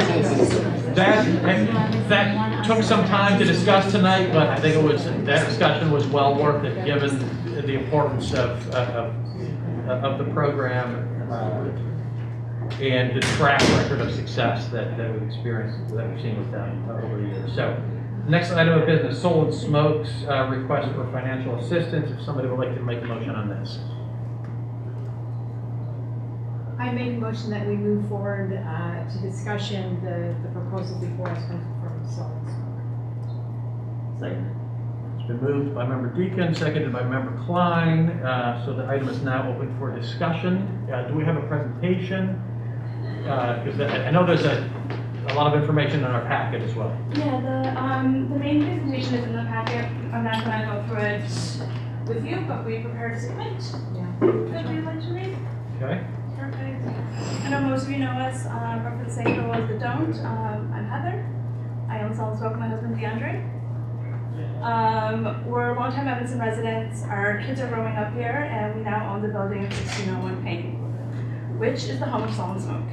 We've been in this building since 2016 and in the Fifth Ward community since 2014, when we had our first kitchen in the old Fanny space on Simpson. We love our community and our neighborhood. In February 2020, we purchased the building from the Robinson family as they sold their neighborhood properties. At the time, our building was fully rented. However, property taxes increased over 20% that year, and everyone's leases were also up. We lost all 3 tenants in 2021 due to the necessary rent increases. Those spaces have remained vacant since. There is limited HVAC, only glass block windows, and the space needs considerable foundation work. The building hasn't had any major upgrades in decades, especially on the vacant side. The amount of work that is needed to be done is considerable and more than we can afford. The purchase of the building took place 3 weeks before the pandemic began, and our business has also changed a lot since then. When the pandemic began, we were determined not to furlough any of our employees, and we didn't. So despite all events being canceled, we started making meals with the food we had in stock and began handing them out to the community on March 17th, days before the shelter-in-place took effect. It was very much our natural response before it was the thing to do. We knew our neighborhood and knew we could help. We realized how great the need was and began seeking funding to continue long-term, and received grants from the Evanston Community Foundation and eventually also partnered with Jose Andreas' World Central Kitchen. To date, we've served over 300,000 free meals to the community, 175,000 that have gone directly to Evanston families that were identified with the help of the District 65 social workers. After grant funding dried up, we continue to serve about 50,000 meals a year through our community fridge. It stands outside our building 24 hours a day for anyone in the community to come and access. Feeding the community has certainly kept our staff busy and changed the fabric of our business, but feeding the community is not a business plan. So while events were still canceled, we bought a food truck to replace our private events, began setting up the Evanston farmers markets and other festivals. We had a really busy summer 2020, but as the fall approached, the weather was certainly changing and events were still capped at 25 guests. So we pivoted again to what we called our menu on demand. In essence, we started offering to go to the side door of our catering kitchen. The rest was kind of history. We won Best New Restaurant from Better Magazine. We were the first restaurant reviewed by the Chicago Tribune post-COVID. USA Today even named us one of the top 10 restaurants in Chicago. To say it's been an unbelievable run for a to-go concept would be an understatement. But what we also learned during COVID was that restaurants can't rely on to-go alone, and we certainly can't. And we also have half a building that remains empty. On the west side of our building, we have our warehouse, our prep and production kitchen, our former event space, and the space we're using for our to-go window. We'd love to build out our flagship location on the right of the east side of the building. It's currently vacant. We're using the space that currently houses our to-go window as well as our former event space, and then two empty spaces. The former event space is a hood and will be the majority of our restaurant kitchen. We can certainly find another site that already has a kitchen, has HVAC, windows, and doesn't need complete redevelopment and move in there, but we really want to stay in our home in the 5th Ward. We have not found a site that works for us in Evanston and hate the thought of our flagship being anywhere else. But we need a flagship. It's time, we need to build this restaurant. We love our building and our community, and we want to create a space for all of Evanston to enjoy. The Evanston community is so much a part of our business. We know this is a big ask. We do feel it's aligned with the program. The ask is also a direct reflection of the condition of the building and how much work needs to go into it to make it more than a century-old garage. We are fully invested. In addition to the amount we have set aside for the project, we also just completed a $280,000 roof replacement that was completed in August. It's not in the total project cost because it is completed, but due to the roof's condition, we weren't able to wait to make it part of this project. We also purchased the building just 2 years ago, so when I say, look, we are invested to the max on this project. As a to-go concept, we're currently paying $250,000 a year in sales tax. We expect that number to double once we have on-site and liquor sales. We're greatly limited by being to-go only. We also expect our catering sales to also double, as we'll be bringing back our private event space as part of the development. By building out the full restaurant and event space, we'll also be getting 10 full-time equivalent jobs immediately, and we expect that number to grow as our business grows. We currently employ 25 full-time equivalent employees in Evanston. In addition to the restaurant, catering, and food truck, we also have a growing retail line that currently has our signature barbecue sauce in all 44 Mariano's and dozens of grocery stores across the country. We also have 2 satellite kiosks in the city, one inside Time Out Market and one inside Rockwell on the River. As we increase satellite locations, we'll also add Evanston employees as our food is prepped and produced on the west side of our building currently. We have no investors, it's just us and our amazing team, but we truly hope that Evanston believes in investing in us and our neighborhood. We want to be a permanent fixture on the 5th, and we can't fix this building alone. Thank you. Thank you. Councilmember Reed is requesting recognition. You have the floor first. Yeah, one, I just want to start off, I'm a huge fan of what you all have done. Your grits are my favorite grits in the world. So I want to start there, but looking at this similar to the last deal, I come with a similar lens, which is, generally I'm not a huge fan of, municipalities or governments giving money to private businesses. I think if there was a scenario where private businesses would get government money, it is smaller local businesses like your own, and so certainly that changed the factor. But I would be interested here in, one, supporting the business however we can, but I would want, again, for the taxpayers to have some equity here. And so if there's a deal where, if you need money now to get up and running and expand the facility and bring it up to to date, and then allow for more tenants to occupy the building, I'd be supportive of the city actually investing, and again, getting some help you guys continue to do what you're doing. Not super supportive of giving grants in this instance. Thank you, Councilmember Reed. Does anybody else want to weigh in here? I'll jump in. Member Deacon. Did I understand that you're currently paying to the city of Evanston $250,000 a year in sales tax? Yes, ma'am. So with this expansion, that would I don't know what you're projecting. We would assume that our sales would at least double with moving away from Just to Go. So just super conservative with what you're paying now in sales tax to the city of Evanston, you pay back what is being asked for from the TIF fund in less than 3 years, right? So while this is a pretty large ask in the overall project percent, like that strikes me as a pretty good payback period. I feel more comfortable with it coming out of the TIF fund than our ARPA funds because there's a lot more, there's more flexibility. The current balance, is, what was it, 4 or 5 million, Paul? Well, if I can clarify that, this property is located in the new TIF district, which is the 5/5 TIF, which we don't know what it hasn't yet because of the county situation, and we'll know that around December 31st. So the balance that I've quoted is in the West Evanston TIF, and that's, again, we have a scenario here where we're either lending money from that TIF, or by the time this project is, the construction is complete and we're reimbursing, we'll know how much money is in 5/5 TIF. On that first, so that would be like the January 1st, we'll know what's coming to that TIF. And then hopefully in March and April, they'll have that system figured out and we'll have another allocation coming in. So the money will be in that TIF. This TIF for the first couple of years is projected at a minimum to be bringing in $250,000. But within 4 years, the TIF is projected to be hopefully around $1 million a year. Sorry, can you say that number again? Yes. I'm going to read these numbers carefully. Okay.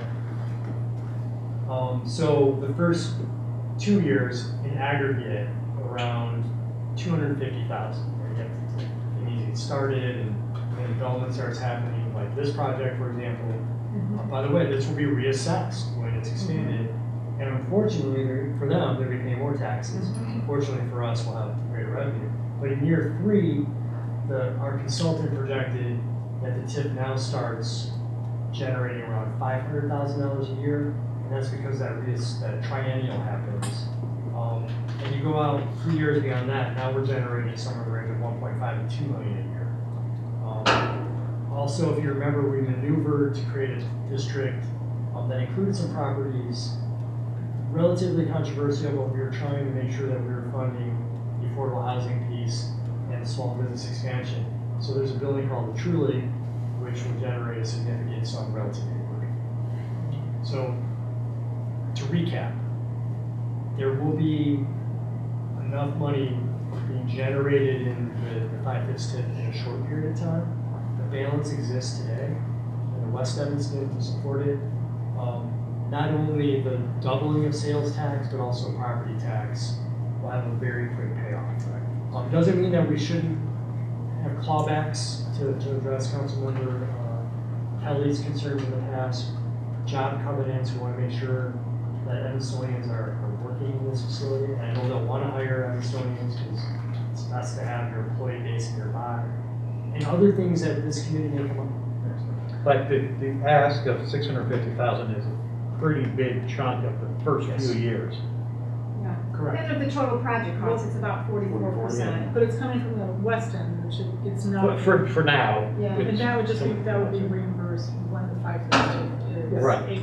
Correct, and we could structure it in a way, if we really wanted, we could pay it back over a period, number of years, or, But it wouldn't be back to the west end. Correct, yeah, it has to come back. These are all TIF eligible expenses?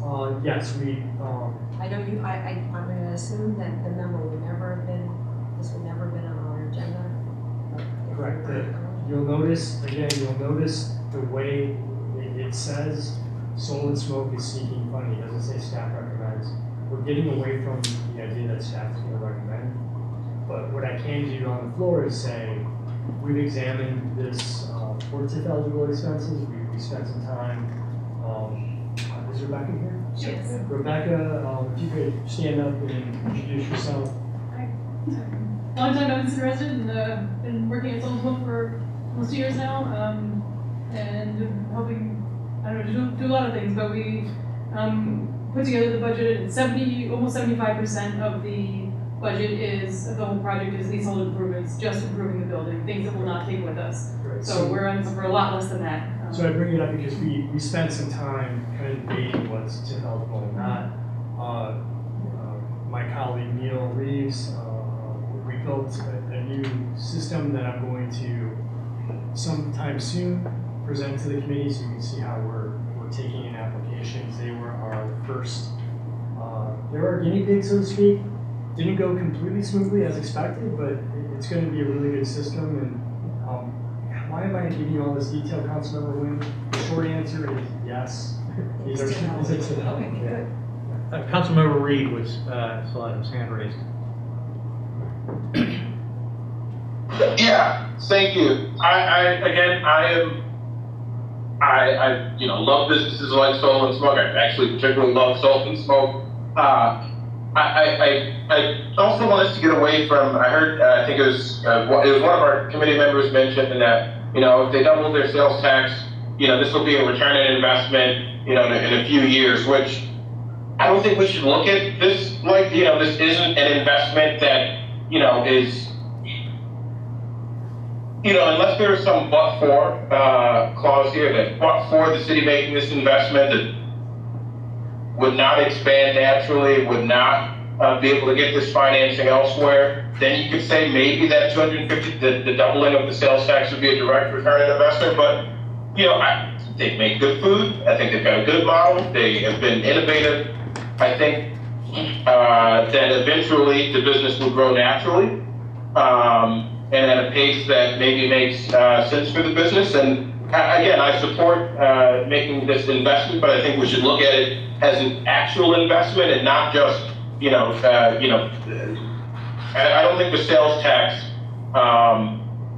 we should look at it dollar for dollar, is what I'm saying. I think we should, parse that out a bit more and look at it with a bit more discerning, with discerning eyes and use models that are a bit stronger than just looking at the sales tax. Mr. Salzak. Thank you. Just really briefly, I believe you're going to speak to the but-for, but I want to make sure that the committee and the community and the public know this. We make the assumption based on conversations that date months ago on this project, but on any project, that the only reason we're before you is because there was a case made that they can't do the project without the funds. This is taxpayer dollars. That we wouldn't be before you if we didn't believe. We can't always prove that. We do our best to take it to a point where we think the truth is being told. There's no way to know. There just isn't. So we're making the estimate, we're making the assumption based on an educated, conversation and feedback. But why don't you explain very briefly? Yeah, very briefly. For one, we wouldn't be able to get any more loans. We're pretty capped out at EITL and PPP, and banks are pretty much staying away from any businesses that receive the kind of funding we've received, especially because our 2020 taxes have so much grant money in it. It makes it even more difficult for us to get any kind of loans. But it's really also about the condition of the building. We will not be able to put a restaurant on the other half of our building without the TIF money. I'm going, the floor's the only number I know. Even our concrete, it used to be bus storage for Robinson Rental, and before that it was a dairy. There was a lot of runoff, a lot of really bad concrete. Our concrete estimate alone is $152,000. When did you purchase the larger portion of the building? We purchased the entire building in February 2020, February 17th. So when you bought, the part that you have that's takeout, that part was purchased along with the.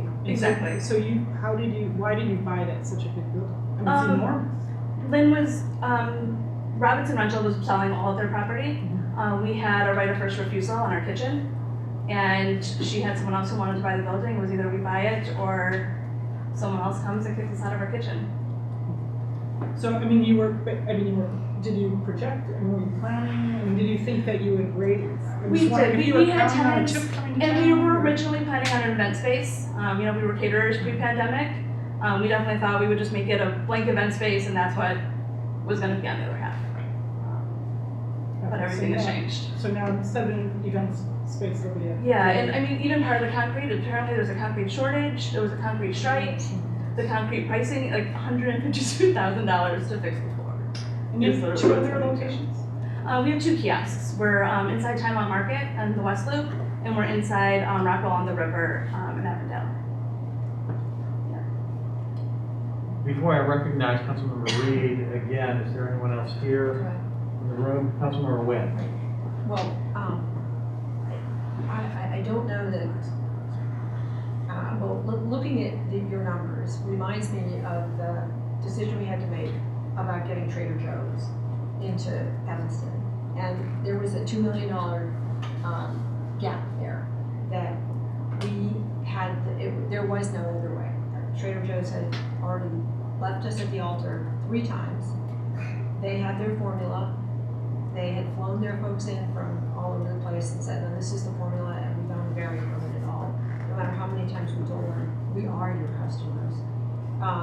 And our team back then calculated very conservatively that Trader Joe's would produce between $600,000 and $700,000 a year in sales tax for the city. It was, and so that within less than 3 years, our $2 million gap was filled, and and what we understand now, just sort of anecdotally, that our numbers were extremely conservative, and that was a smart decision for us to make, to look at that and realize there was Trader Joe's was really, they were going to go on and look at their next site. You know, no amount of emotional pleading was working with them at all. It was that money, and it's still going gangbusters, as everyone knows, and it was, and they're very happy with it, and that was a really smart $2 million that we invested. Anybody else here in the room? If not, Councilmember Reed. Yeah, I hear Councilmember Wynn's story about Trader Joe's. I think that Trader Joe's is, to me, really an example of someone we shouldn't be giving taxpayer money to, even though their sales taxes, whatever.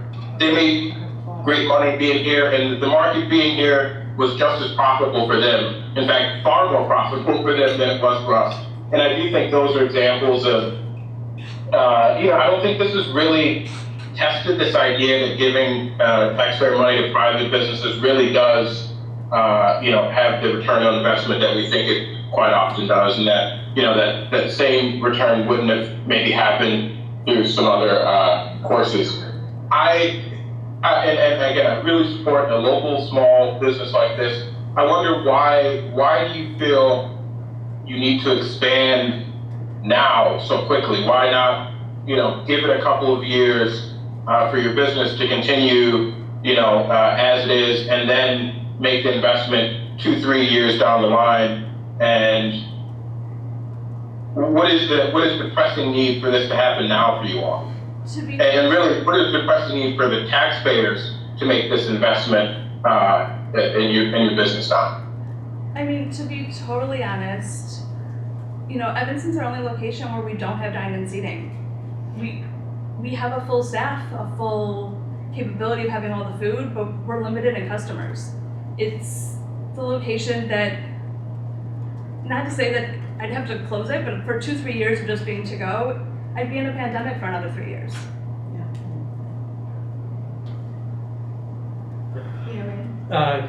Member Deacon, and then we'll go to Member Burns on the phone. So I'm comfortable supporting this ask, even though it's larger than what would be a normal rule of thumb. I think the payback alone, to your point, is very compelling.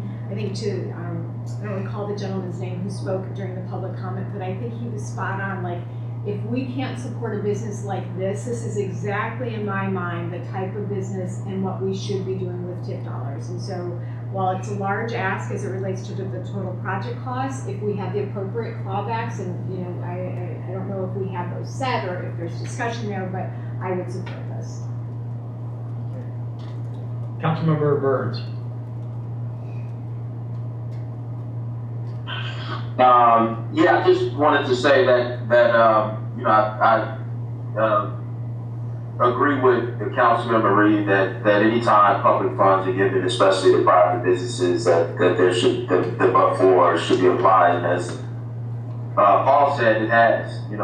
I've been discussing this with, Solar Smoke for a while now. Paul has also been in discussion with him, and I don't think any of us, including Solar Smoke, would be here unless they needed it. Even the most successful restaurants still operate on small margins that require that make it difficult to expand and to take advantage of the opportunities. And for someone who lives in the Hill Arts area, I know not only has Double Clutch has thrived with this dine-in restaurant, and if the steady stream of takeout orders that I see in Solar Smoke is any indication of all of the amount of people that over the summer sat in the parkway and the park benches, I think Solar Smoke is really positioned to expand. And at the end of the day, I want to take it back to what TIF is about, because this is fundamentally a TIF project.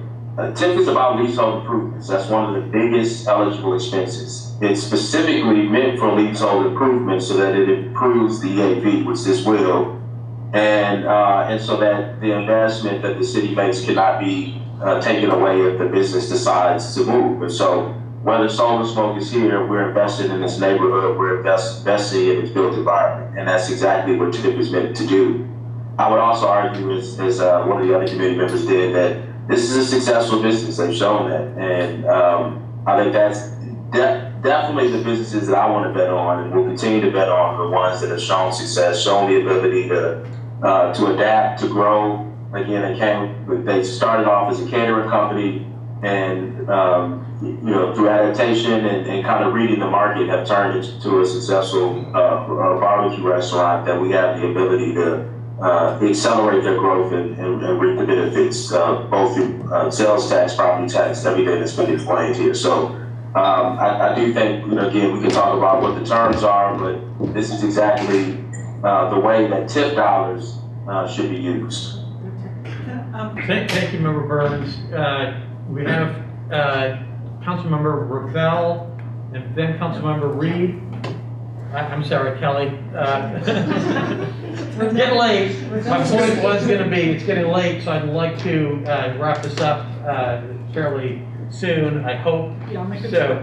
Councilmember Kelly, then Councilmember Reed, and then hopefully we can move forward. To Member Deacon's point, I think in the past recent years, residents have felt somewhat burned by having given out money and then like the Valley, where they then sold and made a huge profit and we got nothing back in investment. So I would say if we can be sure to have that clawback in the event for anyone, I don't expect, I think you're a wonderful, successful business.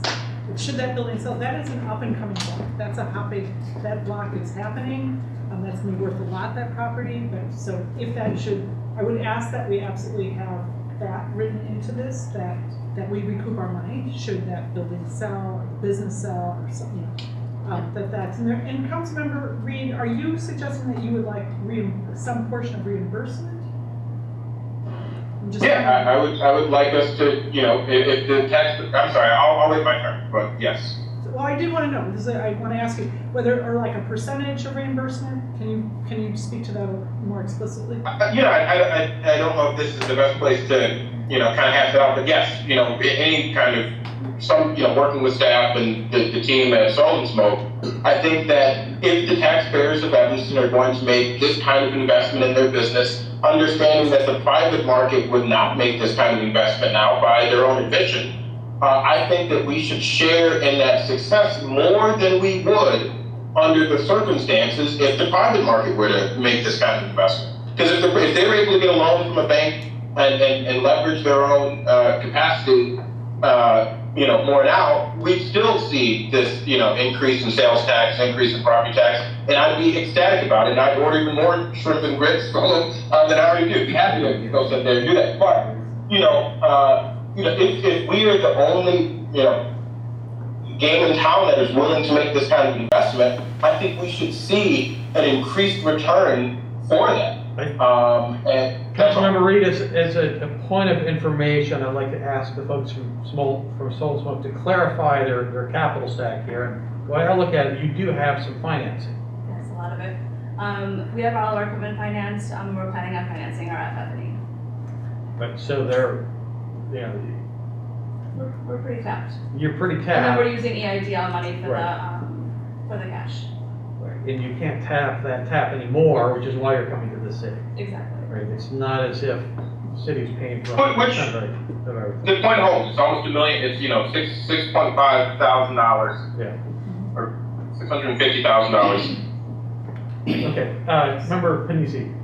Just to say that, to address that, to me, what you're looking at is either City of Evanston makes this investment in them, or the, traditional bank financing is not going to do this at this, just owning small businesses, you want to expand, the bank says, I'll give you $10,000. I mean, this is not, bank financing is not where you get this money. So you're looking at angel investors or outside investors at that point. So the question is, do we want them to remain a locally owned, community-based business? Or are they gonna have to seek outside investment that may change the nature of who they are? And Councilmember Reed's question is his suggestion is that there should be more in it for the city than just the future tax revenues. Right, he's looking for a share in Let's share in the wealth. Or Councilmember Reed, would you be comfortable in saying something like 50% reimbursement after 5 years? I don't want to just throw numbers out because I don't know what that looks like, and I Well, want, the amount so is, it would mean that- getting half of our investment back. Sharing in the wealth and 50% reimbursed, is not the same. So I just want to make sure, Councilman Reed, you're specific about what you're saying. Not that I agree, but I want to make sure everybody's on the same So page. I think we all understand what Councilmember Reed is generally asking for, but we don't have a specific recommendation or formula or precedent Model, of is the there a table. model? Or a model. That's what I'm trying, when this is being raised, it would be helpful for me to understand, is there a model or a template that the city has to have some sort of equity investment besides sort of just. No, I don't think there is. I think we've operated under a very flawed model. I think that the Trader Joe's example is an example of the flawed model that we've operated under previously. I think, there's some good to it, but I do think that when we make these kinds of investments in private businesses that are going to grow the private wealth of folks, that the taxpayers should see more of a return for that investment. And the model might be, what would the banks be looking for? What would their return on this investment be? And obviously we're not, we are the community, we are the city, we're not looking for that same rate of return, but I think it should be more than just what we realize. Banks don't get the incremental tax revenue that this investment will generate. And if the bank would any time of day or night invest in something that would give them a 3-year return. Yeah. Right, and so I think we need to make sure that we are understanding the incremental tax revenue as the primary and pretty darn significant deliverer of financial benefit to the city. It's not a That's share. their obligation. I don't think that we should be, it's like, they have to pay sales tax. They have to pay property tax. That's just your obligation for operating within the city. I mean, doing your basic duty, I don't think we should be looking at it as, congratulations, thank you so much for paying the taxes you're obligated to pay. This is an investment that the taxpayers are having to make that could be, spent somewhere else and could have a greater return on investment. Or, I just don't, I think we need to get a little bit more. And again, real quick, we're talking about investments that has to be used within the TIF boundaries. We keep talking about this like this is ARPA money or this investment has to happen within the TIF boundaries. Right. And so we're not just talking about property taxes that they otherwise have to pay. You don't have to make improvements in the building. That's what leasehold improvements are about at the end of the day. You can continue to have tenants around the space. That doesn't mean that you have to improve them in a way that increases the value of them, so that we're actually getting more property taxes from it when it's just reassessed. That's not Chair's gonna recognize, Member Deacon, and then, I will ask somebody to make a motion so we can move forward as soon as Paul says something. I will be super brief. It also doesn't, we're assuming that Soul and Smoke stays and continues to operate here. One of the points that I've heard is that without this, that you are questioning whether this model continues to make sense for you as being a carry-out only business. And so I think we're making the assumption that you continue to operate here if this doesn't happen. I think we also have to look at our commercial corridors and the level of vacancy and the amount of economic activity that has left the city of Evanston during COVID and saying, hey, we need to be aggressive here. And I think, to me, part of being aggressive is taking smart investments in businesses that are paying their sales tax, that are growing, that are being innovative. That's the kind of business that I'm betting on.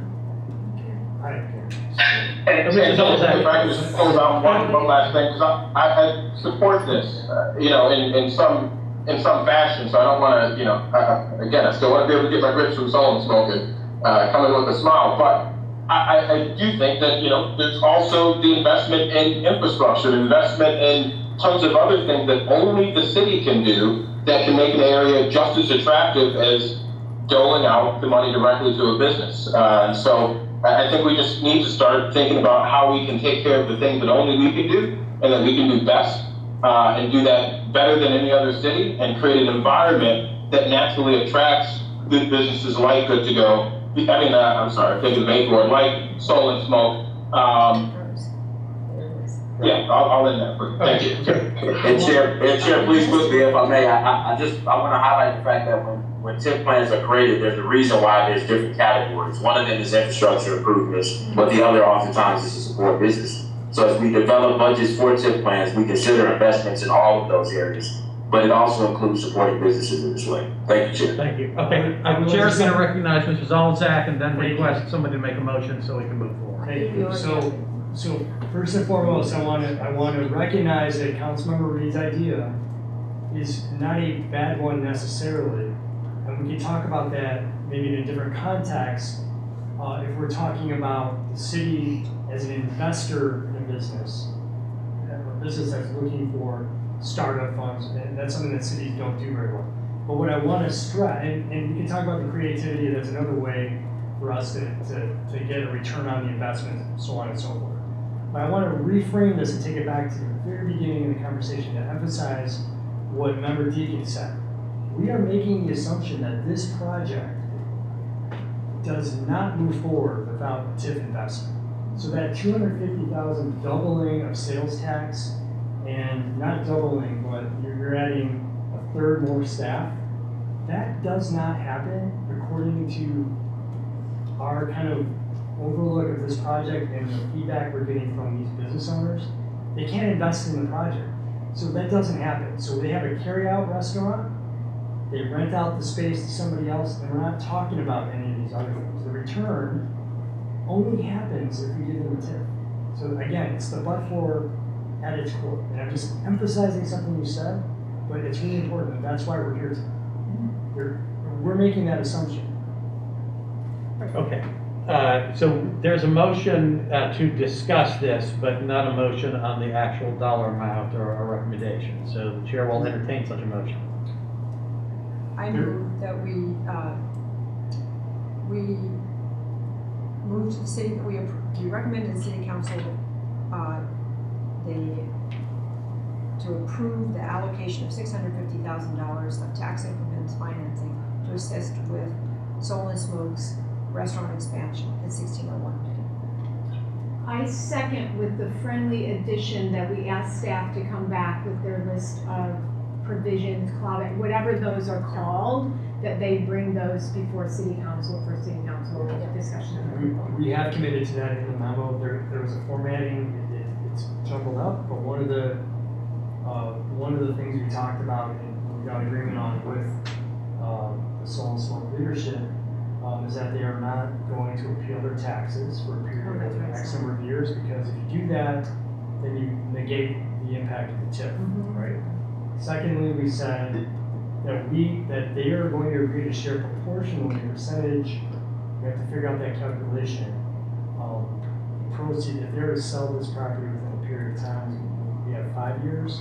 We'll call this the Valley Wait, Effect. 5 years, why only 5 years? Well, I mean, it's a starting point. Okay, I would say it should be more, because Valley was like. We've got a motion. Okay. We've got a motion, like, there are details that remain yet to be worked out, which we're not going to Okay, discuss fair tonight. So it's been moved by Councilmember Nguyen, seconded by Councilmember Deacon. I will ask for a roll call. Member Klein? Aye. Deacon? Aye. Kelly? If you extend it to 10 years, we'll bother. No, I mean, really, that's serious, this is where we've lost. This is a money. recommendation. Yeah, the council. Okay. Newsman? Aye. Nguyen? Aye. Nisi? Aye. Reed? I'm gonna vote no for now, but likely vote yes at council, so no. Harris? Councilmember Harris? Aye. Burns? Aye. There's another Newsman. So the motion carries by a vote of, I believe, 8-1. So let's move on with the clock rapidly ticking towards my kid's bedtime. Items for discussion, number 5A, the feasibility study for special service area on Howard Street. Do you have a presentation on this, or this is just for discussion? Yeah, if I can, maybe I can just very quickly, we can move on with this and give direction to move forward. Paul, unless, Paul, I mean. Councilmember Reed, you want to make the motion for discussion? Yeah, I'll make the motion for discussion. Moved by Councilmember Reed, seconded by Councilmember Nguyen. Okay, Councilmember Reed, you have the floor, please. Yeah, this is very straightforward. This is creating an SSA on Howard Street. Paul has been looking into this for quite some time, predating my term, but as soon as I got in office, we took a walk down Howard. Initially, we're discussing creating a joint SSA between the city of Evanston and Chicago, both sides of Howard. There is an existing SSA on the Chicago side that is, or parts of it, not this stretch of Howard, I don't believe right now, but parts of it that is managed by the Rogers Park Business Association. When looking at the full map, it seemed like the Evanston to Howard sliver would be such a small sliver that it could become somewhat forgotten in the larger context of that SSA. And so we decided to maybe move forward with just an Evanston side SSA and with the ability to collaborate or do something neat, maybe hire the executive director from Rogers Park Business Association or one of our local SSAs to cut down on cost, to make sure that there is some cohesiveness between the Chicago side and the Evanston side. So I think, this is a feasibility study. It's obviously the first step in determining whether or not an SSA is feasible and whether it's what the business district there wants and needs. So I've just asked that the committee give staff support to move forward with that feasibility study. Anybody want to weigh in? Member Klein? Just a quick question. What is the cost of doing a feasibility study? Is there an estimate of, staff hours and dollars and whatnot? Yeah, it's usually done by a consultant. It's not, Paul, go ahead, it's not much. I would imagine somewhere in the ballpark at 50, 60,000. Yeah, if even. it would be in that range. I don't know, labor shortages and. Would there be an RFP? Yeah, we would do an RFP, we'd have to come to city council to get approval. There's a small number of firms that do it. I've said this before. I used to create special service areas as a consultant on my own and also with a consultancy. It's really a community engagement process and it's a quick math. You add up the value of the pins and there's a state process for it. It will take, just based on our total workload, and we're gonna, it's gonna be an opportunity for my colleague Katie Bowden to lead an effort like this. It's gonna take somewhere between 4 and 6 months.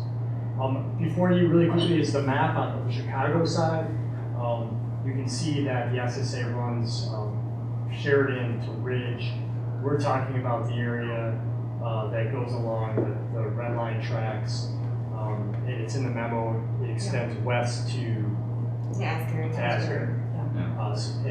So would this be a new SSA or joining on with them. We are going, in the initial stage of this, you can only reconstitute every 10 years, or you don't want to do it more than that, because you have to go through the expense. We're gonna go at it on our side only, just because of politics. We've talked with the city of Chicago. Their staff has really not been warm to the idea. So we are not going to have an official regional SSA, but we're gonna act in a way that's regional. And I wanna remind you that we received a $90,000 grant in collaboration with Rogers Park Business Alliance. Because of that collaboration regionally, we're the only Chicagoland communities to actually receive the state grant. So that is gonna tie in with the recommendations of that plan is gonna tie in with the execution of the SSA if it's approved. Okay. Yeah. I think we've got thumbs up around the table, so is there, It's a discussion. Just discussion. so this is just for discussion? So that the staff have a direction. The direction, we'll issue an RFP, we'll come to the, I don't know if we'll be here before, I don't think we'll be here in time for Probably not. December, the holiday will come in January with the request. Okay. Is there anything on the agenda under communications or anything else that we want to spend time on this evening? No. Okay, there being no further business to come before the committee, I will declare the October 26th meeting of the Economic Development Committee adjourned. Thank you very much, everybody. Thank you. Thank you.